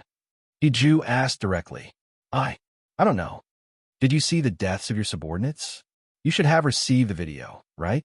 If you didn't see it, I can show it to you now. He Ju's face was cold from beginning to end. Zhang Jichao's face was red from being strangled, and now he was scared pale. "I'll give you 3 seconds to consider," He Ju said magnanimously. I'll talk. Zhang Jichao knew very well that after 3 seconds, even if he wanted to talk, he wouldn't have the chance. He's in a private apartment under B City. He Ju followed the address and found the apartment. When he rushed in, Liao Qingshan was already dead. He was lying on the bed with a cold body. He had been dead for a long time. But looking at the degree of decomposition, he should have died not long ago, just within the past 2 days. He Ju walked around the apartment. If it wasn't a robbery, then it was a simple murder. There were no traces of struggle in the room, which meant that it was done by someone familiar. He Ju returned to D City and told Di Haoyan about his findings and doubts. In the highest authority office of Di Haoyan faced the computer. The screen showed the stock market curve and the complicated data table. He Ju looked at Di Haoyan's expressionless face and couldn't guess his emotions. "Young master, it seems like the mastermind killed him to silence him. Liao Qingshan's trail is broken. Isn't Zhang Jichao still alive?" Di Haoyan said calmly, as if he wasn't worried at all. He Ju now understood why Di Haoyan asked him to keep Zhang Jichao alive temporarily. It turned out that this was the purpose. At that time, he was wondering why he had to keep him alive. It was enough to find Liao Qingshan. "Young master, you seem to have guessed that Liao Qingshan would die in advance?" He Ju asked. "If this person was you, and you found out that I didn't die and didn't have a chance to kill me, what would you do?" Di Haoyan asked back. "Kill Liao Qingshan. If you did something wrong, you naturally wouldn't leave any future troubles. We can't think from our own point of view, but from the other side. What if Zhang Jichao really didn't know? Then continue to torture him. I've never seen someone whose mouth is harder than his bones." Di Haoyan's gloomy eyes were filled with bloodthirst. In other words, Di Haoyan could conclude that Zhang Jichao must know something about the mastermind. Just then, someone knocked on the door. "Come in." Di Haoyan's voice was low and intimidating. The person who pushed the door open was Di Lingwei. He Ju didn't say anything and turned to leave. Di Lingwei didn't show any reaction on his face. He thought to himself, why is He Ju here so late at night? Does he have something to report? What's the matter? Di Lingwei came back to his senses and immediately said, "It's like this. My family called just now and said that Wanru is sick and has a fever. She's in a daze from the fever, and she keeps calling your name. Do you want to go and see her?" "You didn't call a doctor?" Di Haoyan's eyes moved slightly. "She did, but you know Wanru's body. She can't recover so quickly." Di Lingwei said, "Got it. I'll go and see her later." Di Lingwei left since there was nothing else.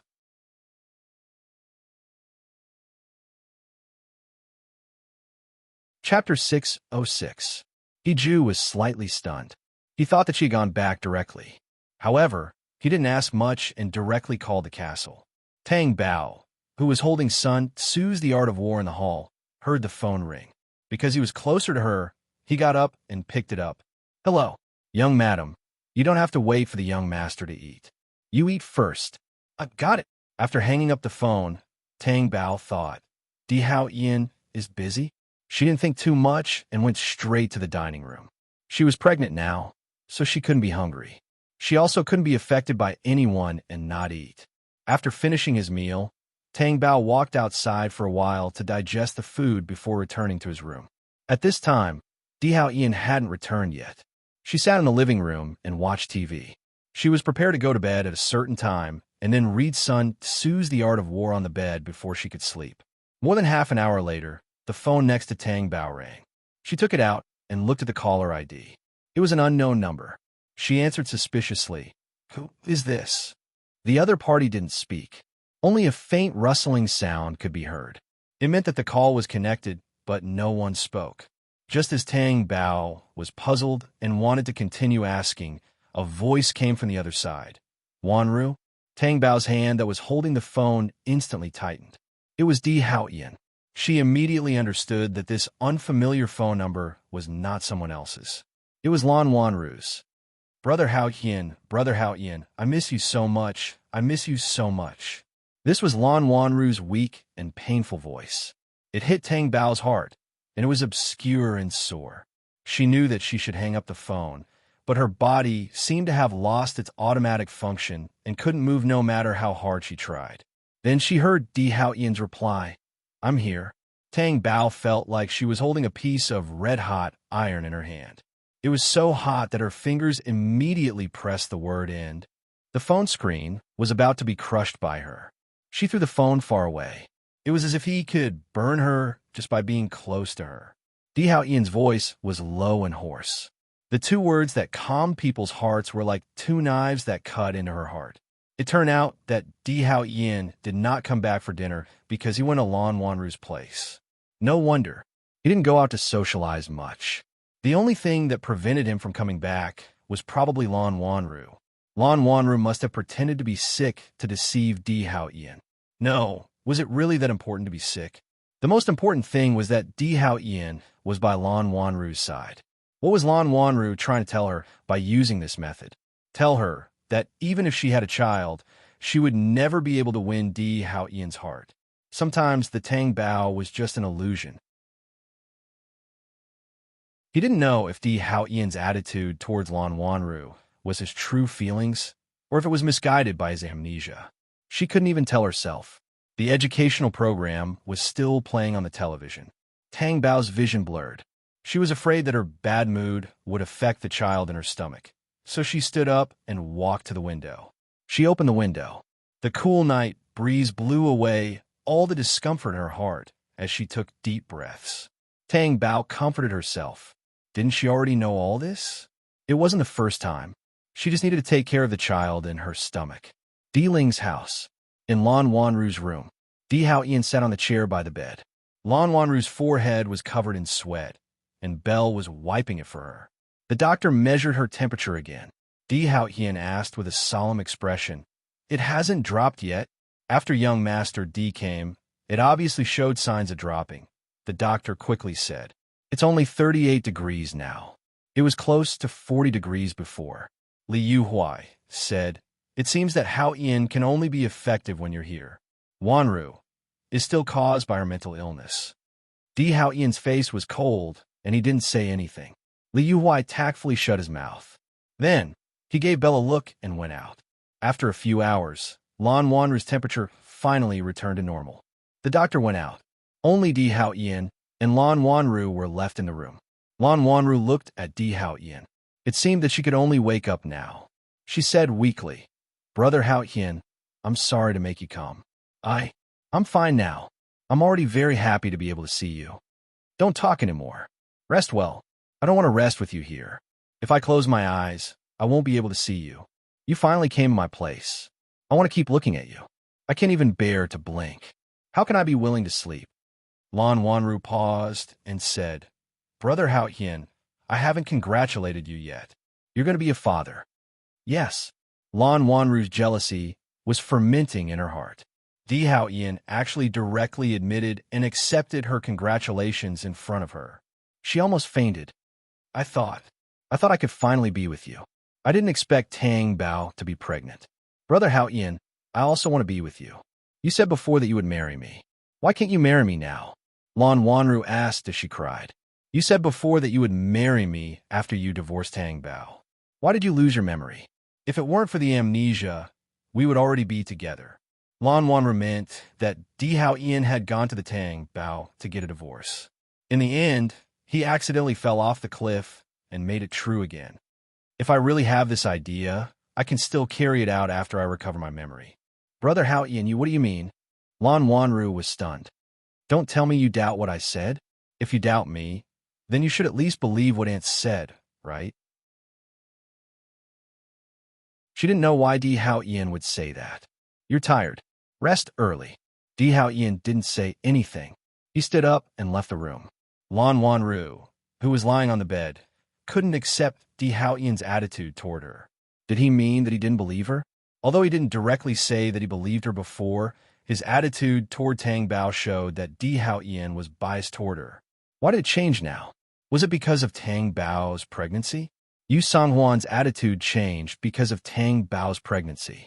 Did Di Hao Ian's attitude change too? When she went downstairs, Di Linghua was waiting. When he saw Di Hao Ian coming down, he stood up. I heard from the doctor that Wanru is much better now. Thank you for coming, Di Linghua said. You haven't eaten since you came. Why don't you go back after eating? I've been asking the kitchen to prepare food. No need. I have something important to deal with when I go back. Di Hao Ian's eyes were sharp. Something important? Di Linghua wanted to know what was important to Di Hao Ian.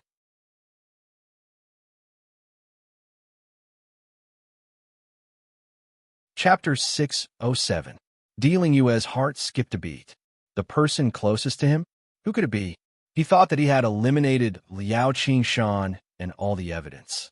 After all, he was an old man. He had to pretend to be confused. Aren't you going to execute him on the spot? What do you mean by that? The mastermind. There's a mastermind? Of course. He had to investigate thoroughly. How dare he attack the leader of T? He must be tired of living. Di Linghua was furious.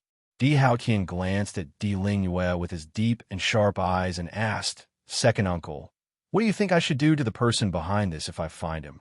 Di Linghua didn't know why, but he immediately thought of an idiom. Di Hao Ian was the one who would carry out the execution. He immediately put up his guard. If there's really such a person, we can't let him go. As for how to deal with him, it's all up to you, Hao Ian. Di Linghua meant that he couldn't make the decision for Di Hao Ian. Second uncle, it's good that you're so obedient. Di Hao Ian tidied up his sleeves. He put down his hands and looked into the distance. Second uncle, you should focus more on your family. You're right. Di Hao Ian then left. After he left, Di Linghua straightened his back and looked gloomy. That was why he wanted to take away T's power and become a powerful person. He wouldn't have to be so humble in front of others. Being suppressed by his nephew and looking at his expression, it was worse than death. Di Hao Ian returned to the castle and hadn't eaten yet. Lien walked up to him as soon as he entered the hall. Young master, have you eaten? The kitchen is always prepared. Di Hao Ian's dark eyes narrowed slightly as he looked in the direction of the stairs. Lien was good at reading people's expressions. He quickly said, Young madam is already asleep. Not only was she asleep, but Lien didn't say what he was thinking. Di Hao Ian went upstairs and stood in front of the door. There was a piece of paper pasted on the door. It said, If it's past 9 o'clock, please go to another room to sleep so as not to disturb me. For the sake of the harmonious atmosphere between husband and wife, I'll have to trouble you. Good night. Di Hao Ian's face was a little dark. He tore off the paper on the door and pushed it open with a cold face. If the Tang Bao had the ability to lock the door, he would definitely lock it to prevent Di Hao Ian from entering. The moment Di Hao Ian entered the bedroom, Tang Bao, who was lying on the bed pretending to be asleep, immediately felt the danger of the air being invaded. She remained motionless with her eyes closed. She was awed by Di Hao Ian's aura, and her consciousness was exceptionally clear. How did he get in? Didn't he see the note she left behind? Isn't he a little too pretentious? Di Hao Ian's tall figure stood in front of the bed with a strong aura. He looked at the sleeping posture on the other side of the bed. Her fair little face was blurred and transparent under the light. Her small mouth was pink and moist, and her long eyelashes quietly rested on her eyelids, casting rows of gray shadows. Under Di Hao Ian's sharp gaze, one could notice the slight trembling of her eyelashes. It was very subtle, but it still couldn't escape Di Hao Ian's sharp eyes. In any case, as long as Di Hao Ian was there, Tang Bao would keep her eyes closed, even if there was a flaw. Not only did Di Hao Ian enter the bedroom, but he also got on the bed and put his hand directly under the quilt. Tang Bao suddenly felt a chill on the skin on her waist. Her whole body trembled, and she opened her eyes. She curled up on the edge of the bed and looked at Di Hao Ian defensively and angrily. "What are you doing? Can't you see that I'm sleeping? I already left a note on the door for you. Not only did you come in, but you also touched me. Do you think I don't need to sleep?" She questioned. "I don't want to wrong myself," Di Hao Ian's thin lips said. Tang Bao was stunned for 2 seconds before she understood what Di Hao Ian meant. When she thought about why Di Hao Ian came back so late and was still so self-righteous, her heart burned with anger. "Didn't you go to look for Lan Wanru? Why don't you just sleep there?" "What did you say?" Di Hao Ian's face darkened, and the aura around him became intimidating.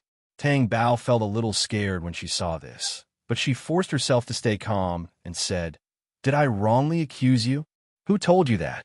Di Hao Ian said coldly. Tang Bao knew that Di Hao Ian was paranoid, especially after he lost his memory.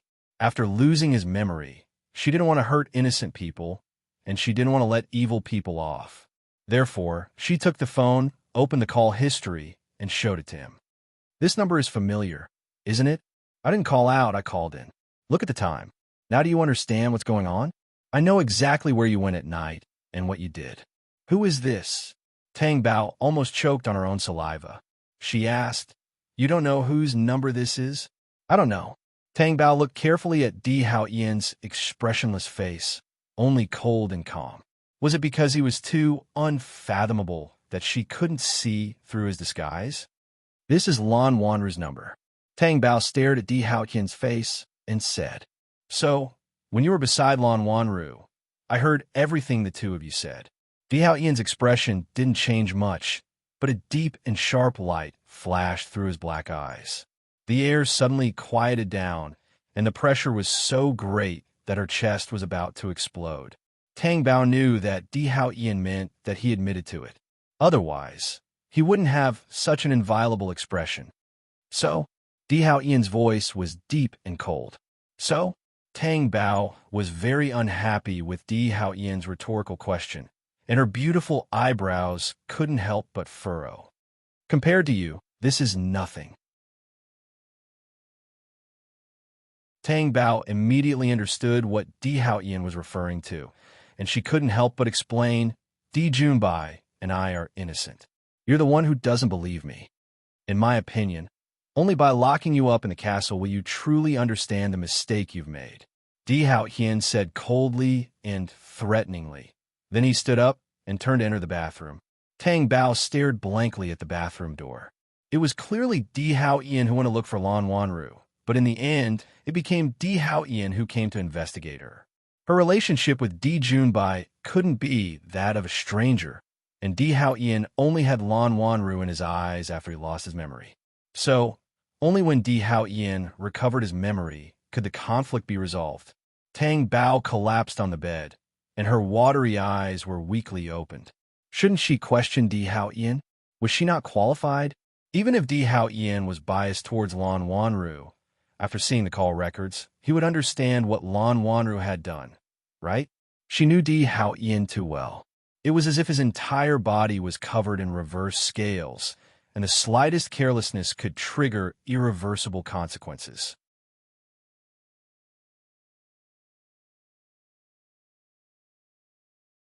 Chapter 608. Tang Bao felt that Lan Wanru had always been very careful. She was very smart and would never let anyone catch her in the act. This time, she seemed to have taken a risk. Or was Lan Wanru certain that Tang Bao would not dare to show Di Hao Ian the call record in her phone? Or was she certain that Di Hao Ian would not be angry? It could only be said that Lan Wanru did not understand Di Hao Ian's temperament. Di Hao Ian finished showering and walked into the bedroom.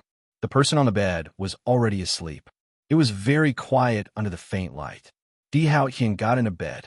As soon as he lay down, a hand was placed on his strong waist. Tang Bao, who was sleeping next to him, turned over and hugged Di Haoyan. She rubbed against him and found a comfortable position to continue sleeping. Di Haoyan's sharp gaze fell on Tang Bao's delicate and beautiful face. He did not push her away. Instead, he pulled the blanket over her and fell asleep. In the middle of the night, Tang Bao felt hot in her sleep. She lifted her feet and kicked the blanket away.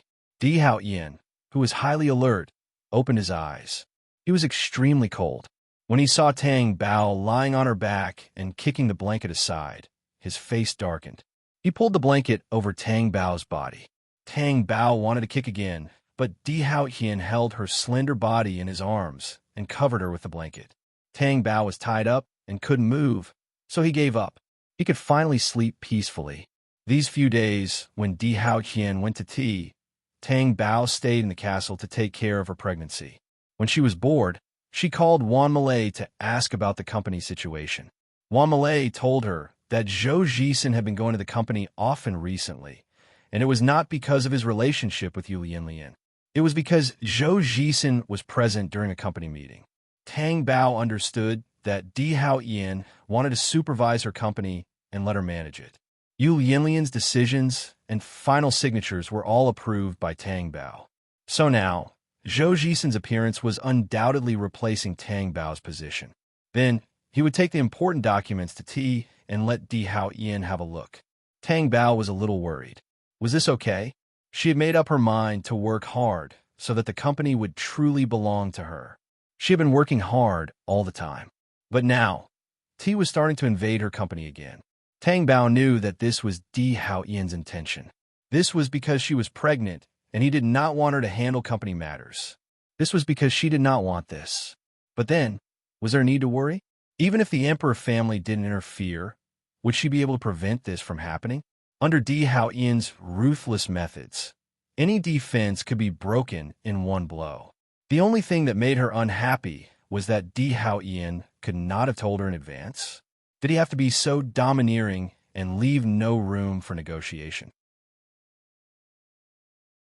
She was the boss of the company after all. Moreover, she heard from Wan Malay that Zhou Jisen fired many of the higher-ups as soon as he arrived at the meeting. This made Tang Bao very angry. Di Haoyan did not go to the company on Sunday. During lunch, Tang Bao was angry when she thought of Di Haoyan's actions. However, she still asked step by step, "Why did you let Zhou Jisen go to my company for a meeting? You're pregnant now. It's not appropriate for you to ask about the company's matters." Tang Bao could agree with Di Haoyan on this point, so she did not refute. She continued to ask, "It's fine if Zhou Jisen's company has an occasional meeting, but why did he fire several of my company's higher-ups? Did he have to ask for my permission?" Di Haoyan put down the cutlery in his hand. He crossed his strong arms and looked at her coldly with his deep and dignified eyes. When the company was about to go bankrupt, they did not work together to help the company tide over the difficulties. Instead, they packed their things and left. No company can tolerate such a leader. Are you sure you're not the one who made the company go bankrupt?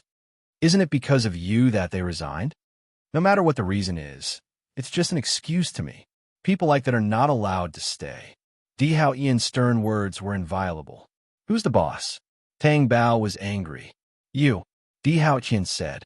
Just as Tang Bao was thinking that it was not too much, his deep and inviolable voice sounded again. But the final decision is mine. What you said was as good as not saying anything. Anyway, she was just a decoration. You should be glad that Kachin's legal representative is you. Then if there's a big change, all the high-level people in my company will be your people. Then you won't need to think about acquisitions in the future. Just say the word, and my company will have to change the legal representative. Di Haoyan picked up the cutlery and began to eat. His dark eyes were wrapped in a sharp light as he glanced at her. That depends on whether you're obedient or not. Tang Bao felt that this was really too much of a bully. Having found a powerful husband, it was futile no matter how much she resisted. She could not even be a tyrant at home. She was so aggrieved that she did not want to eat. Tang Bao looked at Di Haoyan with her small eyes and threatened. Do you believe that I won't eat from now on and only starve your son? In the end, how could Tang Bao really starve herself? She cared so much about the child in her belly. Even if it were not for Di Hao Ian's frightening eyes, she would still obediently eat every grain of rice and every mouthful of food. Just as the two of them were about to finish their meal, a servant walked over with Di Hao Ian's phone in her hand. "Young Master Di, there's a call for you."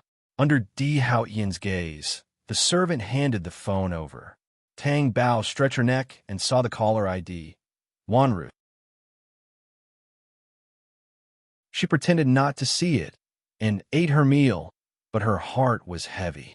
It was as if her heart was not in the same place. Her body's perception also became more sensitive. It seemed that Di Hao Ian's every move would be magnified. The call was connected, but she could not hear what the other party said. She could only pay attention to the person who answered the phone. However, Di Hao Ian's expression had always been unfathomable, so she could not guess what Lan Wanru said. "I have something to do in the afternoon and don't have time. Have a good rest. We'll talk later." This was Di Hao Ian's answer. After answering, he hung up the phone. Tang Bao chewed the food in her mouth silently. Her cheeks were stuffed, which meant that the speed of her chewing was not in sync with the speed of stuffing food into her mouth. From time to time, she would look at Di Hao Ian, who was starting to eat. Di Hao Ian did not say anything to her. However, there was one thing that Tang Bao was certain of. Di Hao Ian had rejected Lan Wanru's invitation. What was he going to invite? She did not know. Anyway, she did not succeed because Di Hao Ian was busy in the afternoon. After eating, Tang Bao sat on the sofa in the hall and read her son Sue's The Art of War. Di Hao Ian also stayed in the hall. Lian made tea and placed it on the coffee table respectfully. Tang Bao was pregnant and could not drink tea, so she poured a cup of water. After Di Hao Ian sat down, he began to watch TV. He seemed to be very free. Tang Bao thought to herself, "He's going out later, right?"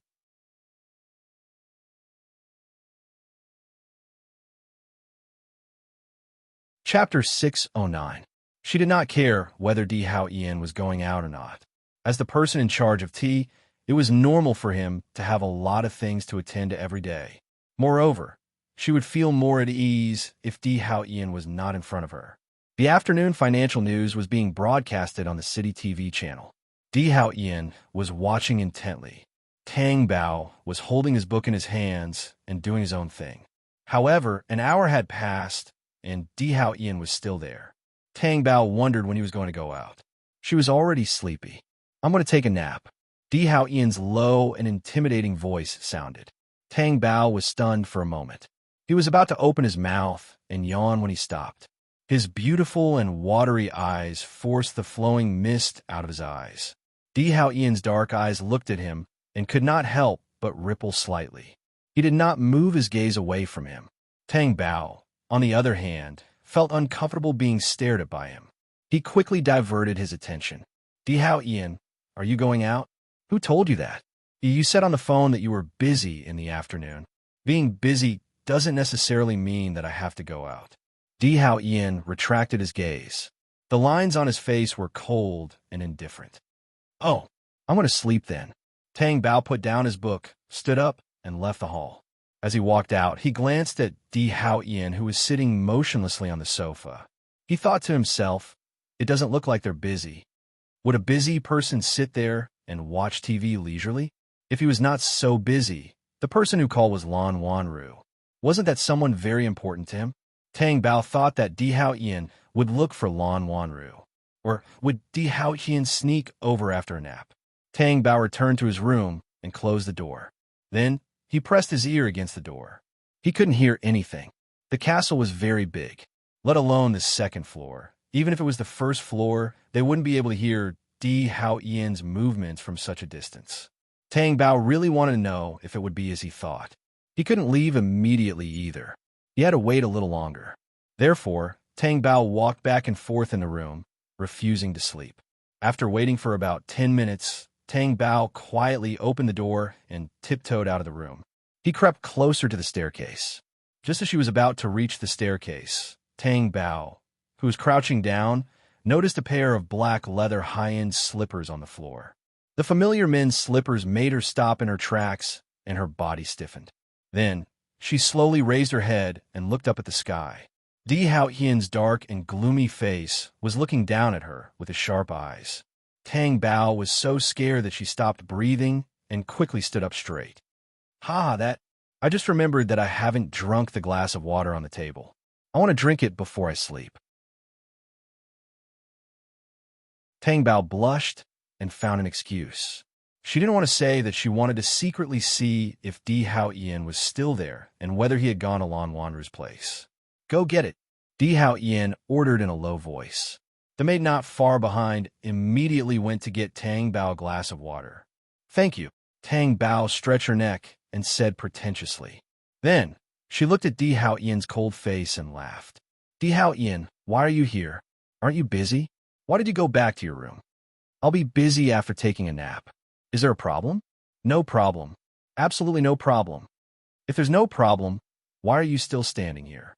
Tang Bao thought that the maid could bring the water to her room, so there was no need for her to stand here and wait. Then I'll go back to my room. After that, she turned around and went back to her room. The door was not closed. Tang Bao frowned and looked at the empty space outside the door. Are you sure you're busy? Taking a nap? Tang Bao was once again sure that Lan Wanru wanted to see Di Hao Ian. It was just that Di Hao Ian's reaction was a little unbelievable. Not long after, Di Hao Ian came in and closed the door with a glass of water in his hand. No wonder he didn't come in after him. It turned out that he was waiting for the maid to bring the water. Tang Bao took the glass of water. In order to prove that she was telling the truth and that she was really thirsty, she drank all the water in the glass. Di Hao Ian had never seen anyone drink water like that. She was not ladylike at all. However, there were water stains on her rosy cheeks, her watery eyes, and her bright red lips, which were stained with water, looked like plump jelly. Di Hao Ian had a deep impression of her softness and tenderness with a sweet taste. His dark eyes couldn't help but deepen. However, at the critical moment when he was about to devour her completely, Di Hao Ian turned his face away and put the glass on the table beside him. Tang Bao seemed to sense that Di Hao Ian's aura was abnormal. She walked forward and stood not far behind Di Hao Ian and asked, Di Hao Ian, are you really not busy and want to take a nap? You're actually not busy, right? Are you accompanying me because I want to take a nap? I'm fine. I don't need anyone to accompany me when I sleep. Besides, didn't Lan Wanru call you? If you're not busy, why didn't you go? Why did Tang Bao mention Lan Wanru? In fact, she just wanted to know why Di Hao Ian didn't want to see Lan Wanru. It wasn't because of anything else. Di Hao Ian, who resisted the urge to touch Tang Bao, heard her words and couldn't suppress the restlessness in his heart. It was as if the blood of a wild beast had been stirred up again. It wasn't that he didn't want to hear Tang Bao speak. Di Hao Ian turned around and pulled Tang Bao fiercely. Di Hao! Oh! Tang Bao's long eyelashes fluttered like the wings of a startled butterfly. Her watery eyes were filled with astonishment. Di Hao Ian held her tightly and gnawed at her with a strong aura. Her lips and tongue were like the finest velvet, about to melt in his mouth. Tang Bao didn't know why Di Hao Ian kissed her. Was it because he was angry? After a long time, Tang Bao was finally released. His beautiful eyes were even more misty, dazed and confused. His red and swollen little mouth was slightly open, greedily sucking in the oxygen in the air. He looked like a crying cub waiting to be fed. She was innocent and cute. Tang Bao's brain was filled with oxygen. After she could think normally, she asked intermittently, "Why did you kiss me?" "I can't kiss you." Tang Bao pursed her lips and didn't say anything. In fact, if it was just a kiss, she didn't have any objections. She was just afraid that Di Hao Ian wouldn't be able to control himself and keep kissing her. Fortunately, Di Hao Ian didn't do anything else after kissing her. In the afternoon, he really took a nap. Tang Bao lay on the bed, his fingers touching his soft little mouth that had been kissed. As his imagination ran wild, he unknowingly fell asleep. As for Di Hao Ian, she didn't know if he was asleep or not. When she woke up, Di Hao Ian was no longer on the bed. He wasn't in the room either. When she went downstairs and saw Zhongli, she asked, "Where's Di Hao Ian? Did he go to find Lan Wanru after coaxing her to sleep?" Young Master D is in the study. Didn't he go out this afternoon?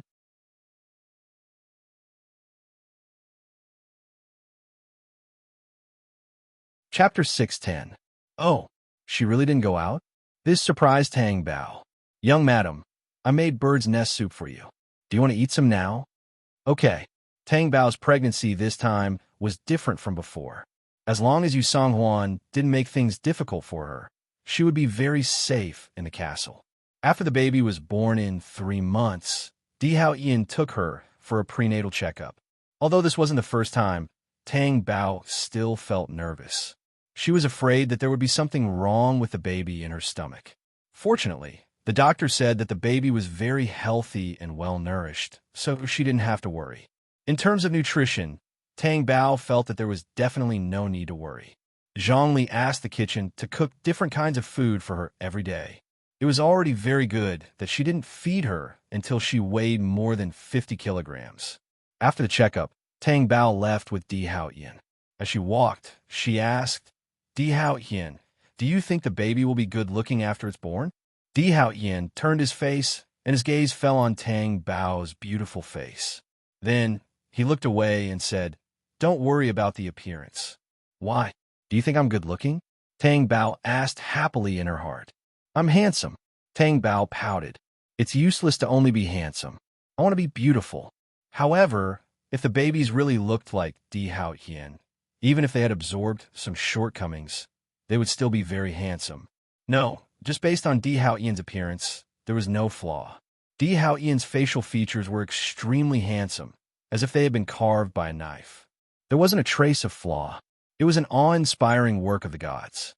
However, because of his indifference and deterrence, people were even more afraid of his aura. Tang Bao felt that it would be fine if the baby looked like Di Hao Ian, but the baby's personality shouldn't be like Di Hao Ian's. Otherwise, there would be a king of demons and 2 little demons. Was she about to go crazy? She couldn't. It would be good as long as her personality was similar to hers. Just as he was about to walk out of the hospital, Tang Bao was stunned. The relaxed and happy expression on his face disappeared. Lan Wanru walked into the hospital. His gentle expression lit up the moment he saw Di Hao Ian. Brother Hao Ian, you came to the hospital too? Yes, Di Hao Ian replied. Tang Bao looked at Li Yuhuai, who was beside him.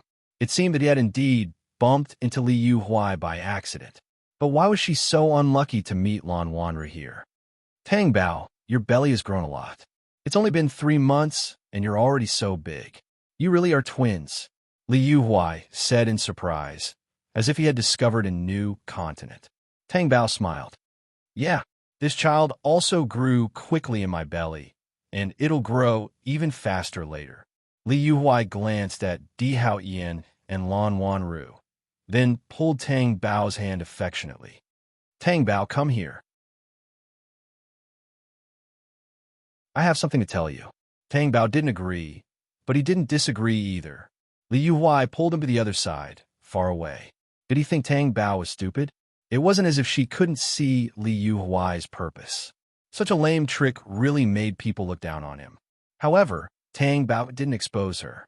He glanced at Di Hao Tian, then calmly retracted his gaze and asked, second aunt, What do you want to tell me? How are you and Hao Tian now? Was this what she wanted to say? Pretty good. Li Yuhuai immediately said to Tang Bao earnestly, Tang Bao, let me tell you, you're someone with a child now. You can't let your emotions affect your decisions. If Hao Ian really says something that makes you unhappy, don't be angry, okay?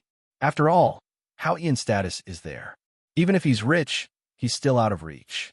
It's easier for a woman to capture a man's heart if she's softer and make a man be dead set on you, okay? Tang Bao was more sensitive to the phrase, a woman has a softer temperament. Did this mean that she should learn from Lan Wanru? She was really sorry. She had always been unyielding. Second aunt, don't worry. I have a child now. I know what I'm doing. Tang Bao followed Li Yuhuai's words. That's good. You're a sensible child. Second aunt is relieved. By the way, how was the checkup today? Is it a boy or a girl? The child is very healthy. I don't know the gender. How can you not know? It's already been 3 months. You can tell if it's a boy or a girl. You really don't care at all.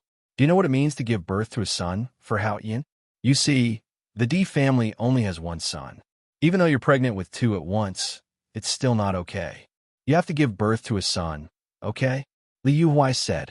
Tang Bao couldn't help but find it funny. I can't decide whether or not I'm giving birth to a son. On the other side, Di Hao Yin and Lan Wanru were separated by Li Yuhuai. Lan Wanru noticed that Di Hao Yin's gaze wasn't looking at him. After Tang Bao walked to the other side, he followed him. Brother Hao Yin, how's the child's checkup? Lan Wanru suppressed the storm of jealousy in his heart and asked with a smile on his face. It's fine. That's good. Lan Wanru hesitated for a moment and asked again, Brother Hao Yin, have you been very busy recently? I called you, but you didn't have time. T has some business to deal with. I don't have time. You take care of your health. Di Hao Yin said. Lan Wanru hid his sadness. Why did he feel that Di Hao Yin was so cold now? It was as if he had returned to the time before he lost his memory. How could this be? Absolutely not. Wouldn't that mean that she had no hope at all? Lan Wanru's gaze fell on Tang Bao's stomach, not far away. Was it because of the child in her stomach? Then how about she make the child disappear? As long as it disappeared, Di Hao Yin's attention would be on her again. Tang Bao thought about how to tell Li Yuhuai that she really didn't want to listen to her nagging anymore. Did Di Hao Yin want her to be pestered by Li Yuhuai so that he could talk to Lan Wanru endlessly? Are you done talking? Di Hao Yin's tall figure suddenly loomed over her. His deep and magnetic voice was sexy, but it was full of oppression and made people feel intimidated. Tang Bao was stunned. Li Yuhuai was also quite frightened. I'm done. Di Hao Yin glanced at Tang Bao indifferently. Let's go. Oh. Tang Bao hurriedly followed Di Hao Yin and didn't forget to greet Li Yuhuai. Second aunt, I'll go back first. Okay. Li Yuhuai's face was full of smiles. It was as if she was very considerate and kind. However, the moment Di Hao Yin and Tang Bao's figures disappeared, the smile on her face disappeared. She hurriedly walked to Lan Wanru's side and asked, What did you say to Hao Yin? Ordinary greetings. Nothing. Lan Wanru looked in the direction Di Hao Yin left in a daze. Li Yuhuai knew what she was thinking. Ordinary greetings? You didn't say that you were going to the castle or ask him to come and see you at home.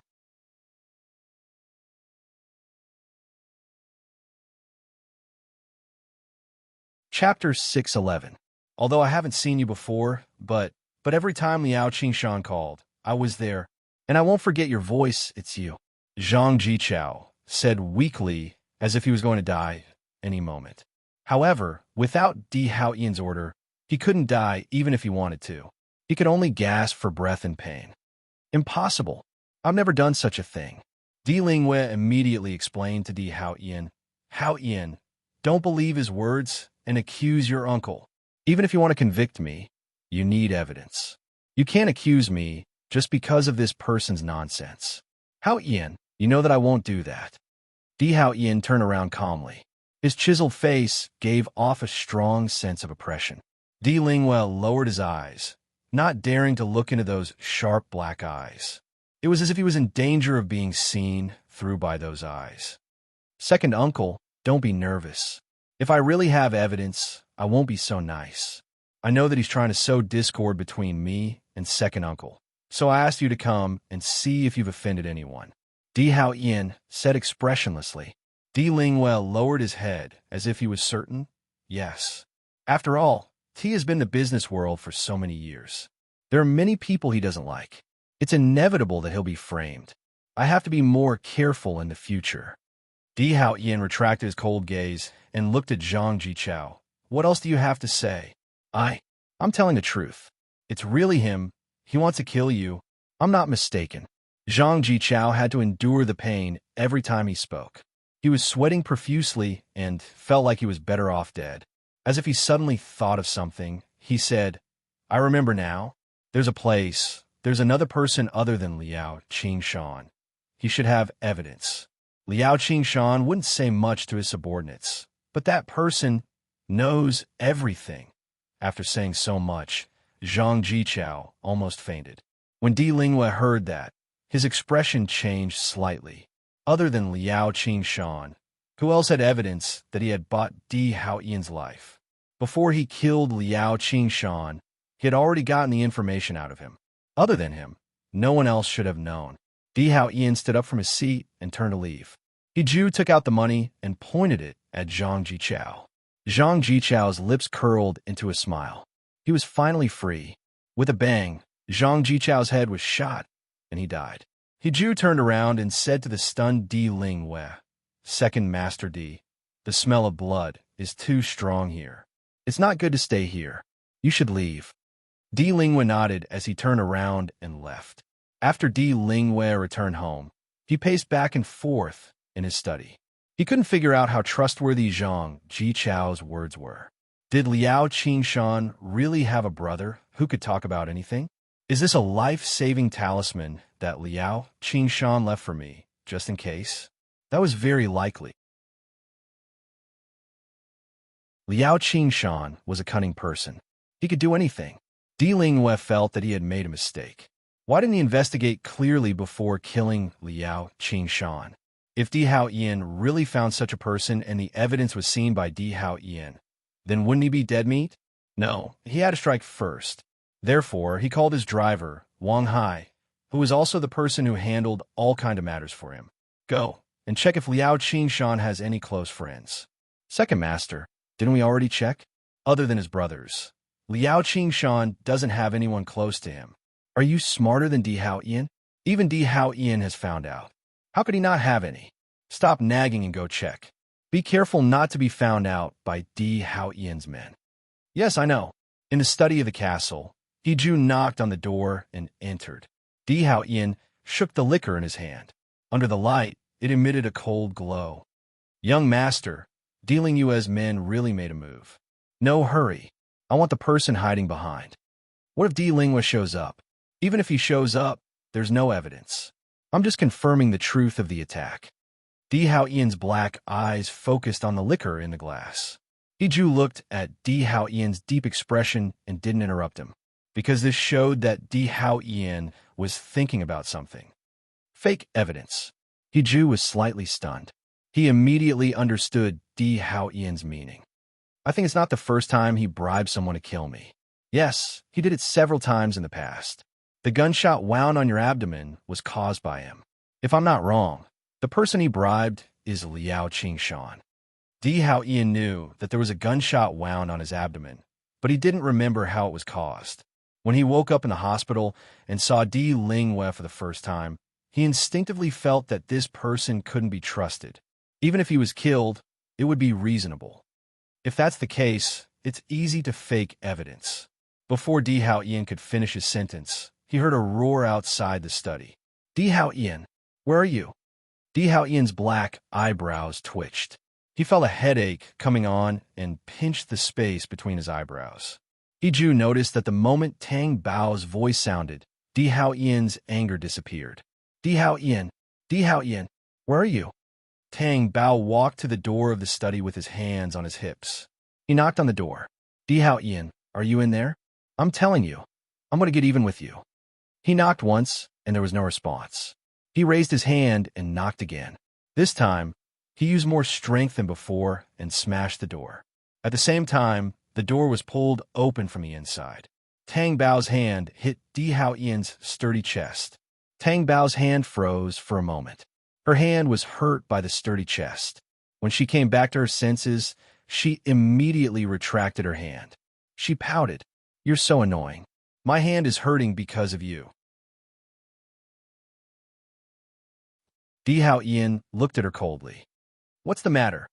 When Tang Bao heard him asking her, she immediately thought of looking for Di Haoyan. What do you mean? Why can't I watch all the television? You're pregnant. Can't I watch television when I'm pregnant? The doctor didn't say that. Tang Bao was not convinced. Take care of your self-control first before you talk to me.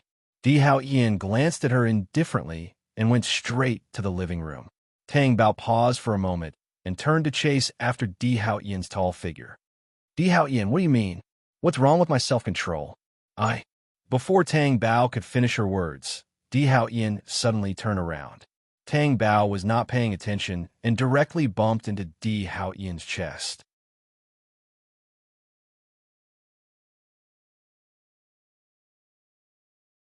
Chapter 612. Di Haoyan, on the other hand, remained unmoved. You're basically watching TV 24 hours a day, except for sleeping time. You're watching a movie right after, aren't you? Di Haoyan asked sternly.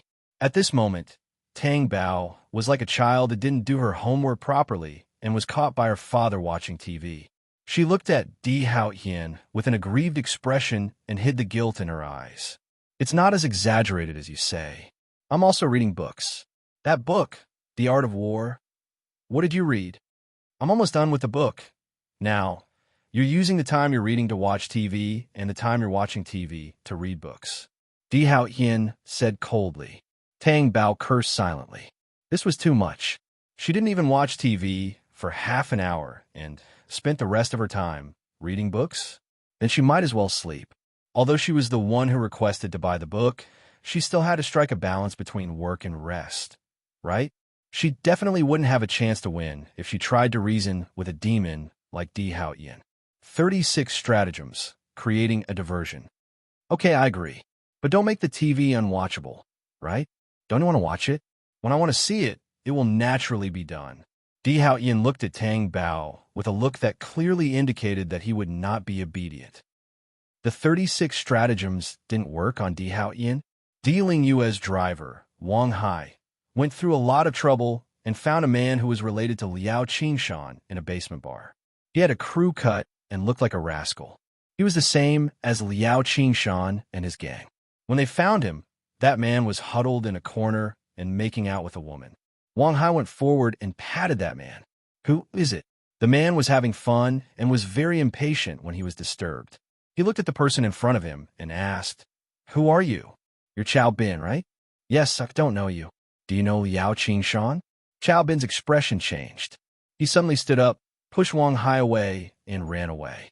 In any case, Wang Hai was a martial artist.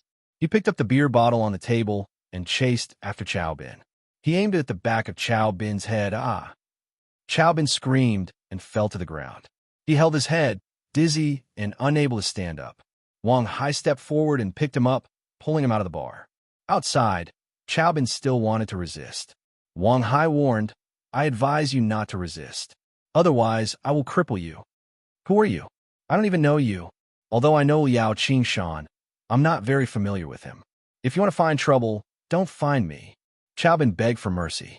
Wang Hai directly pushed Chow Bin into the car. After getting in the car drove all the way. "Why are you looking for me? Did Liao Qingshan give you anything? What is it?" Chow Bin was puzzled. "I remember that you have a daughter at home, right?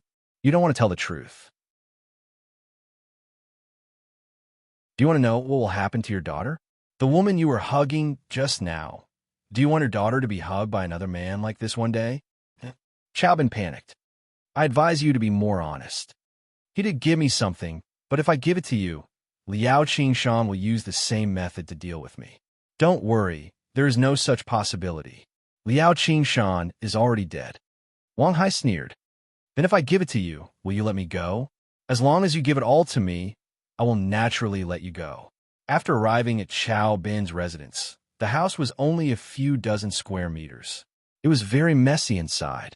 Chow Bin stood in front of the cabinet and pointed, "It's in here. Open it and take it out." Wang Hai was not stupid enough to take it himself. What if there was something terrible inside? Chow Bin did not say anything. He opened the cabinet and rummaged inside. Then, he took out a few pieces of paper and hesitated. "What are you waiting for?" Wang Hai urged. Chow Bin slowly handed over the paper in his hand. When Wang Hai's hand was about to reach it, he directly threw it at his face. The moment Wang Hai dodged, Chow Bin took to his heels and ran out of the door. Wang Hai saw him running away and frowned. However, he did not chase after him. Instead, he immediately looked at the information in his hand. It was all evidence of the transaction. Even the bank transfer records were all clear. It should all be here. As long as he destroyed this, it didn't matter whether Chow Bin died or not. Wang Hai took the information and called Di Lingwei. "Second master, I got it."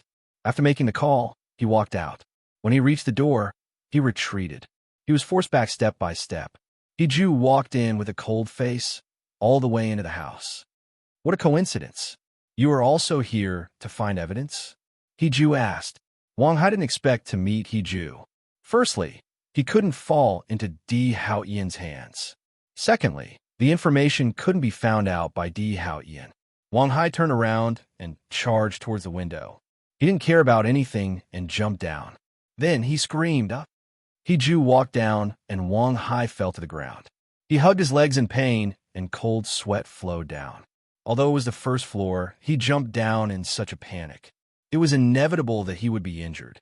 Even if he wasn't injured, the bodyguards in black were enough to make it impossible for Wang Hai to escape. Di Lingyue looked at the time on the wall, and the uneasiness in his heart grew heavier. Didn't he already get Wang Hai's information? Why wasn't he back yet? Di Lingyue picked up the phone and called. The call was quickly connected. What's wrong with you? Haven't you settled it? Second Master D, are you still awake? Hee-ju's cold voice was especially creepy at night. Di Lingyue's expression changed drastically. He had called Wang Hai, and the person who had answered the phone was actually Hee-ju. It went without saying what this meant. He didn't know what happened and whether there was still room for negotiation.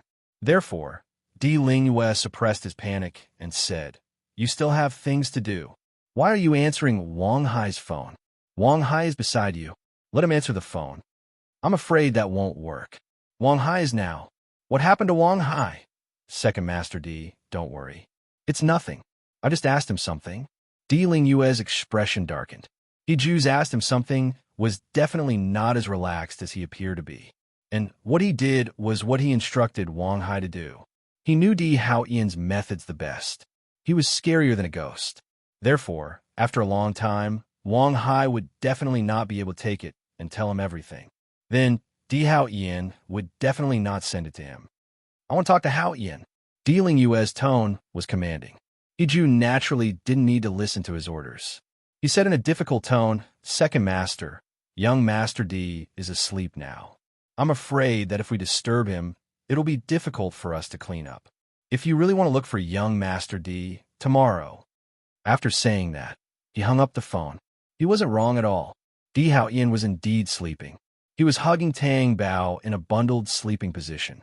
But he wasn't asleep. Di Haoyan had discovered that the pregnant Tang Bao liked to kick the blanket away and slept recklessly.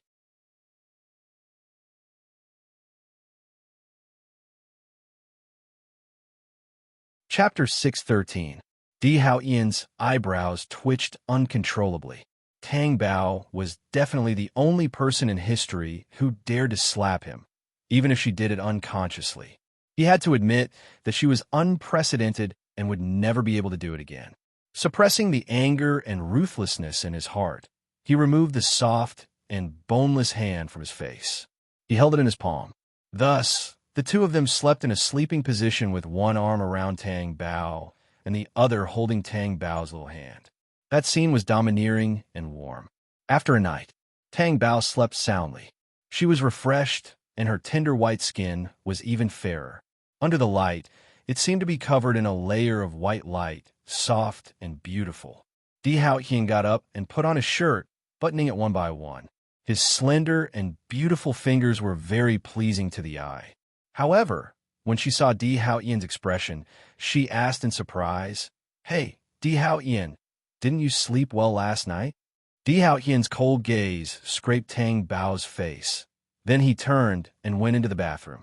Tang Bao, who was sitting on the bed, was stunned. Di Haoyan's gaze made her face turn cold. What was going on? Did she provoke him? Was it wrong for her to ask out of concern? Tang Bao came to a realization. Did she really provoke him? No, she had just woken up. How could she have the time to provoke him? She knew. Di Haoyan must be in a bad mood and took his anger out on her. Wasn't he the kind of person who was unreasonable and didn't allow others to resist? In the bathroom, Di Haoyan stood in front of the mirror with a gloomy face. He was woken up by Tang Bao's sleeping posture in the first half of the night. In the second half of the night, because their bodies were too close together, The softness of Tang Bao's body and the sweet smell constantly emitted from her body made the male genes in his body restless and hot. So how could he sleep well? He barely slept. Due to the lack of sleep and the lack of sexual desire, early in the morning, the bystanders realized that Di Haoyan's cold air was terrifying enough to freeze everything. At the dining table, Tang Bao ate cautiously. Originally, he wanted to bring up the issue of television, but now he didn't even dare to breathe too loudly. Even Tang Bao did not dare to breathe too loudly, let alone the servants. His heart was in his throat. Di Haoyan finished his breakfast and left the dining room for tea. Tang Bao heaved a sigh of relief when he saw the tall figure disappear into the distance. Seriously, what the hell is going on? It wasn't so scary when he slept last night. Young madam, did you offend the young master? Zhongli asked quietly. Me? Tang Bao pointed at himself in amusement. Do you think I have the guts? Zhongli recalled the scene of Tang Bao shouting with his hands on his waist at the entrance of Di Haoyan's study room yesterday. He was obviously very bold. Others did not dare to raise their voices in front of the young master. But it's very strange. The young master's bad mood is usually related to, young madam. If others provoked him, it was definitely not because he was in a bad mood, but because others were unlucky. Tang Bao looked at her suspiciously and disapprovingly and said, maybe men are like women. There are always a few days in a month when they are in a bad mood. After Di Haoyan appeared, Wang Hai was personally beaten up by Di Haoyan and had a few of his ribs broken. Now, even if Di Lingyue came over, he might not be able to recognize that this person who looked like a pig head was Wang Hai. This is what you get for not speaking. Di Haoyan adjusted his messy collar. Wang Hai, who was unrecognizable. You should have given me a chance to speak. You came up and beat me up. He Ju was stunned. If he couldn't tell that Di Haoyan was in a bad mood, then he didn't deserve to be Di Haoyan's bodyguard. However, he wouldn't explain for Wang Hai. Interrogate him properly. Yes. Di Haoyan left and returned to tea. Not long after he entered the office, there was a knock on the door. Di Haoyan's black eyes flashed with a deep light. His voice was low and intimidating. Come in. The person who came in was Di Lingyue. After opening the door, he asked, Di Haoyan, you caught Wang Hai? Di Haoyan turned around. His sharp black eyes were like knives. This is T. Di Lingyue's expression froze. He had no choice but to lower his head. Young master, did you catch Wang Hai? There are some things that I don't understand, so I brought him over to ask. Don't worry. If he's fine, he'll come back safe and sound. You'll be fine too. Di Haoyan's voice was unfathomable and cold. If there's anything you don't understand, you can ask me. After all, Wang Hai has been with me for so many years. If he did something wrong, I'll be responsible too. Di Lingyue's words showed that he wanted to help Wang Hai. However, he was secretly pushing all the blame to Wang Hai. If something really happened, he could deny it completely. Don't worry. I'll make him admit that he did something wrong. But Di Haoyan looked at Di Lingyue, who was standing there respectfully, and the oppressive atmosphere in the office was suddenly suppressed. If you confess to me what you have done, I might be lenient with you. Di Lingyue was stunned. He smiled and said, What can I tell you? Definitely not. It's best if you don't. Di Haoyan didn't force him. It was as if this was a normal conversation. As for Wang Hai, I'll let him go if there's no problem. If there's nothing else, you can leave. Di Lingyue wanted to say something, but he saw that Di Haoyan had already lowered his expression and was looking at the documents in his hands. It was a coldness that didn't need to be said. If he spoke rashly, one could imagine the consequences. Di Lingyue held his breath and went back to his office. There was a knock on the door. He was furious. Come in. There's a document for you to look at. Di Junbai walked in and placed the document on the table. Di Lingyue wasn't in the mood to look at his work. He was impatient. You looked uneasy this morning. Did something happen to Wang Hai? Di Junbai asked. Di Lingyue was stunned. He didn't remember telling anyone about it. How did you know? It wasn't Wang Hai who drove to the company. He was caught by Di Haoyan. Di Lingyue didn't want to hide it from Di Junbai. He said, Although Liao Qingshan is dead, there's still evidence of Di Haoyan being attacked. Where's the evidence? Di Junbai frowned. It's in the hands of one of Liao Qingshan's trusted people. Wang Hai went to investigate this person and got the information. However, He Ju met him and he didn't manage to escape. Such a coincidence. Di Junbai asked. What do you mean? Di Lingyue asked.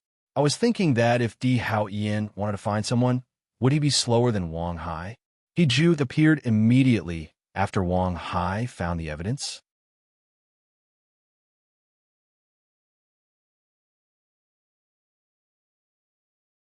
Chapter 614. Zhang Jichao was just following Di Haoyan's orders. Di Lingyue believed that Di Haoyan definitely had the ability to do that. His savagery was something that no one could bear. They were eager to die as soon as possible to free themselves. I think you've been tricked, Di Junbai told him with certainty. His real goal should be to capture Wang Hai, because Wang Hai knows what you've done. Di Lingyue sat on the chair helplessly and regretted his actions. He didn't know what to do, as he didn't expect Di Haoyan to do something like this. You fought with Di Haoyan for so long, and you don't know how deep he is? You fell into his trap so easily. Di Junbai mocked him mercilessly. Di Lingyue was embarrassed by his son's words, but he had to admit that he had lost. Then what do you think I should do? Admit your mistake. What? You want my master to admit his mistake? Wouldn't that be harming myself? Do you think that Di Haoyan will be lenient if I admit my mistake? Di Lingyue asked angrily. Go find Yu Songhuan, Di Junbai said. Di Lingyue was stunned and muttered to himself. That's right.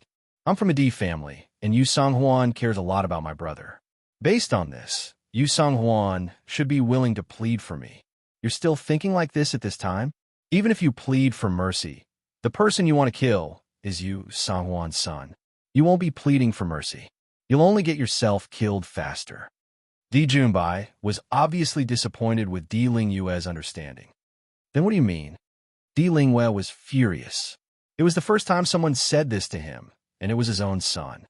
You should confess, but not to Di Haoyan, but to Tang Bao. Di Junbai reminded him. Di Lingyue was not an idiot. He immediately understood the crux of the matter. That's right. Not only was Di Haoyan in the car, but Tang Bao was also there.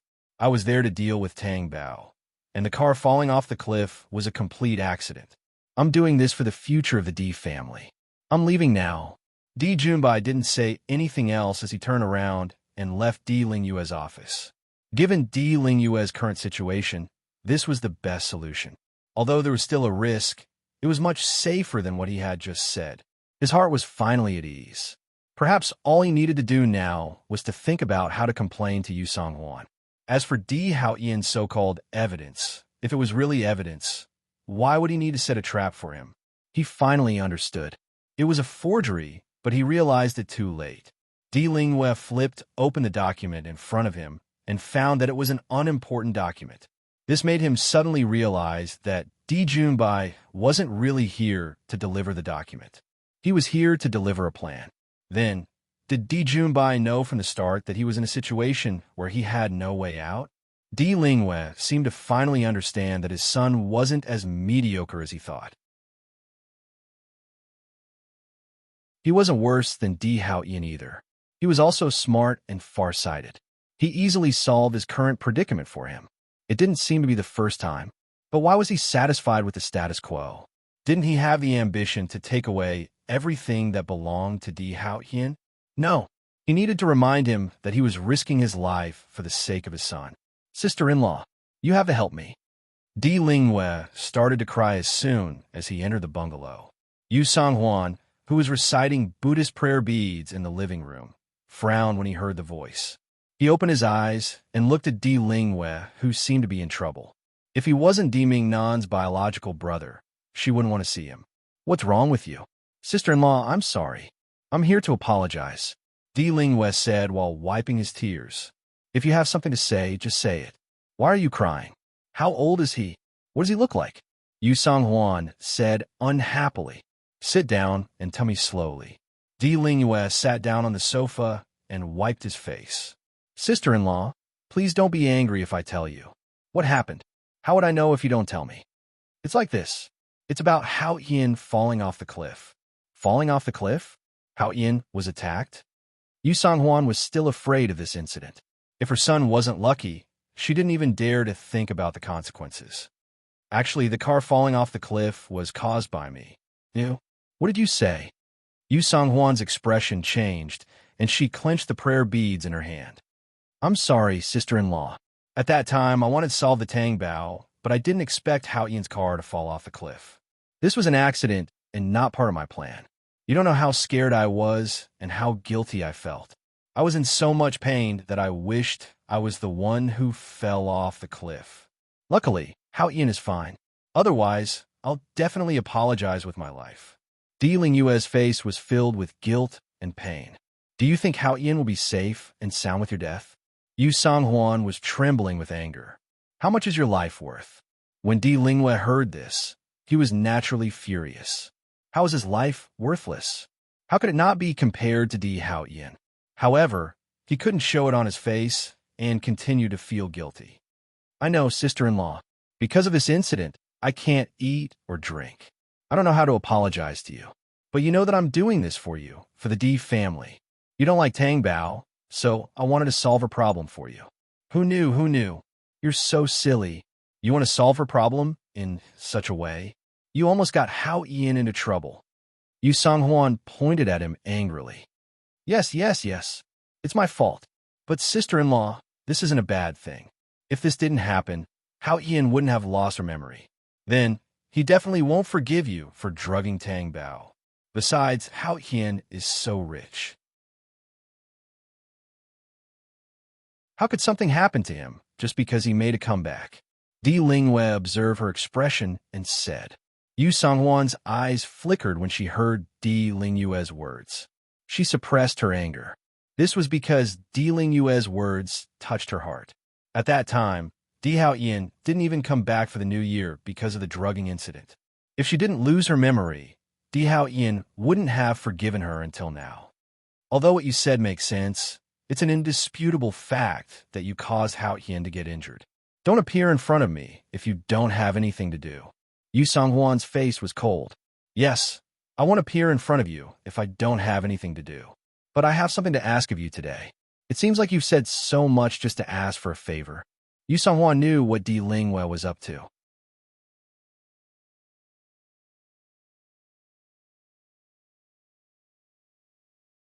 Chapter 615. Yu Song-hwan sneered. I can overlook what you did, but Hao Yin can do whatever he wants to you and the people around you. That's his way. I won't interfere. Di Lingyue didn't rush to plead. Instead, he lowered his head and said, Sister-in-law, Tang Bao is pregnant now. I can tell that Hao Yin cares about Tang Bao and the child. When Tang Bao was in the hospital, Hao Yin was always by her side. If he knew that you drugged his first child and caused him to lose his life, I wonder what Hao Yin would think. Yu Song-hwan's face turned ugly. Are you threatening me? How is this a threat? Hao Yin losing his memory means that I'm helping you. I'm just telling the truth. Di Lingyue's words were so cunning. However, Yu Song-hwan could tell that he was threatening Di Lingyue. Di Lingyue didn't plead anymore. He glanced at Yu Song-hwan's silent face and stood up.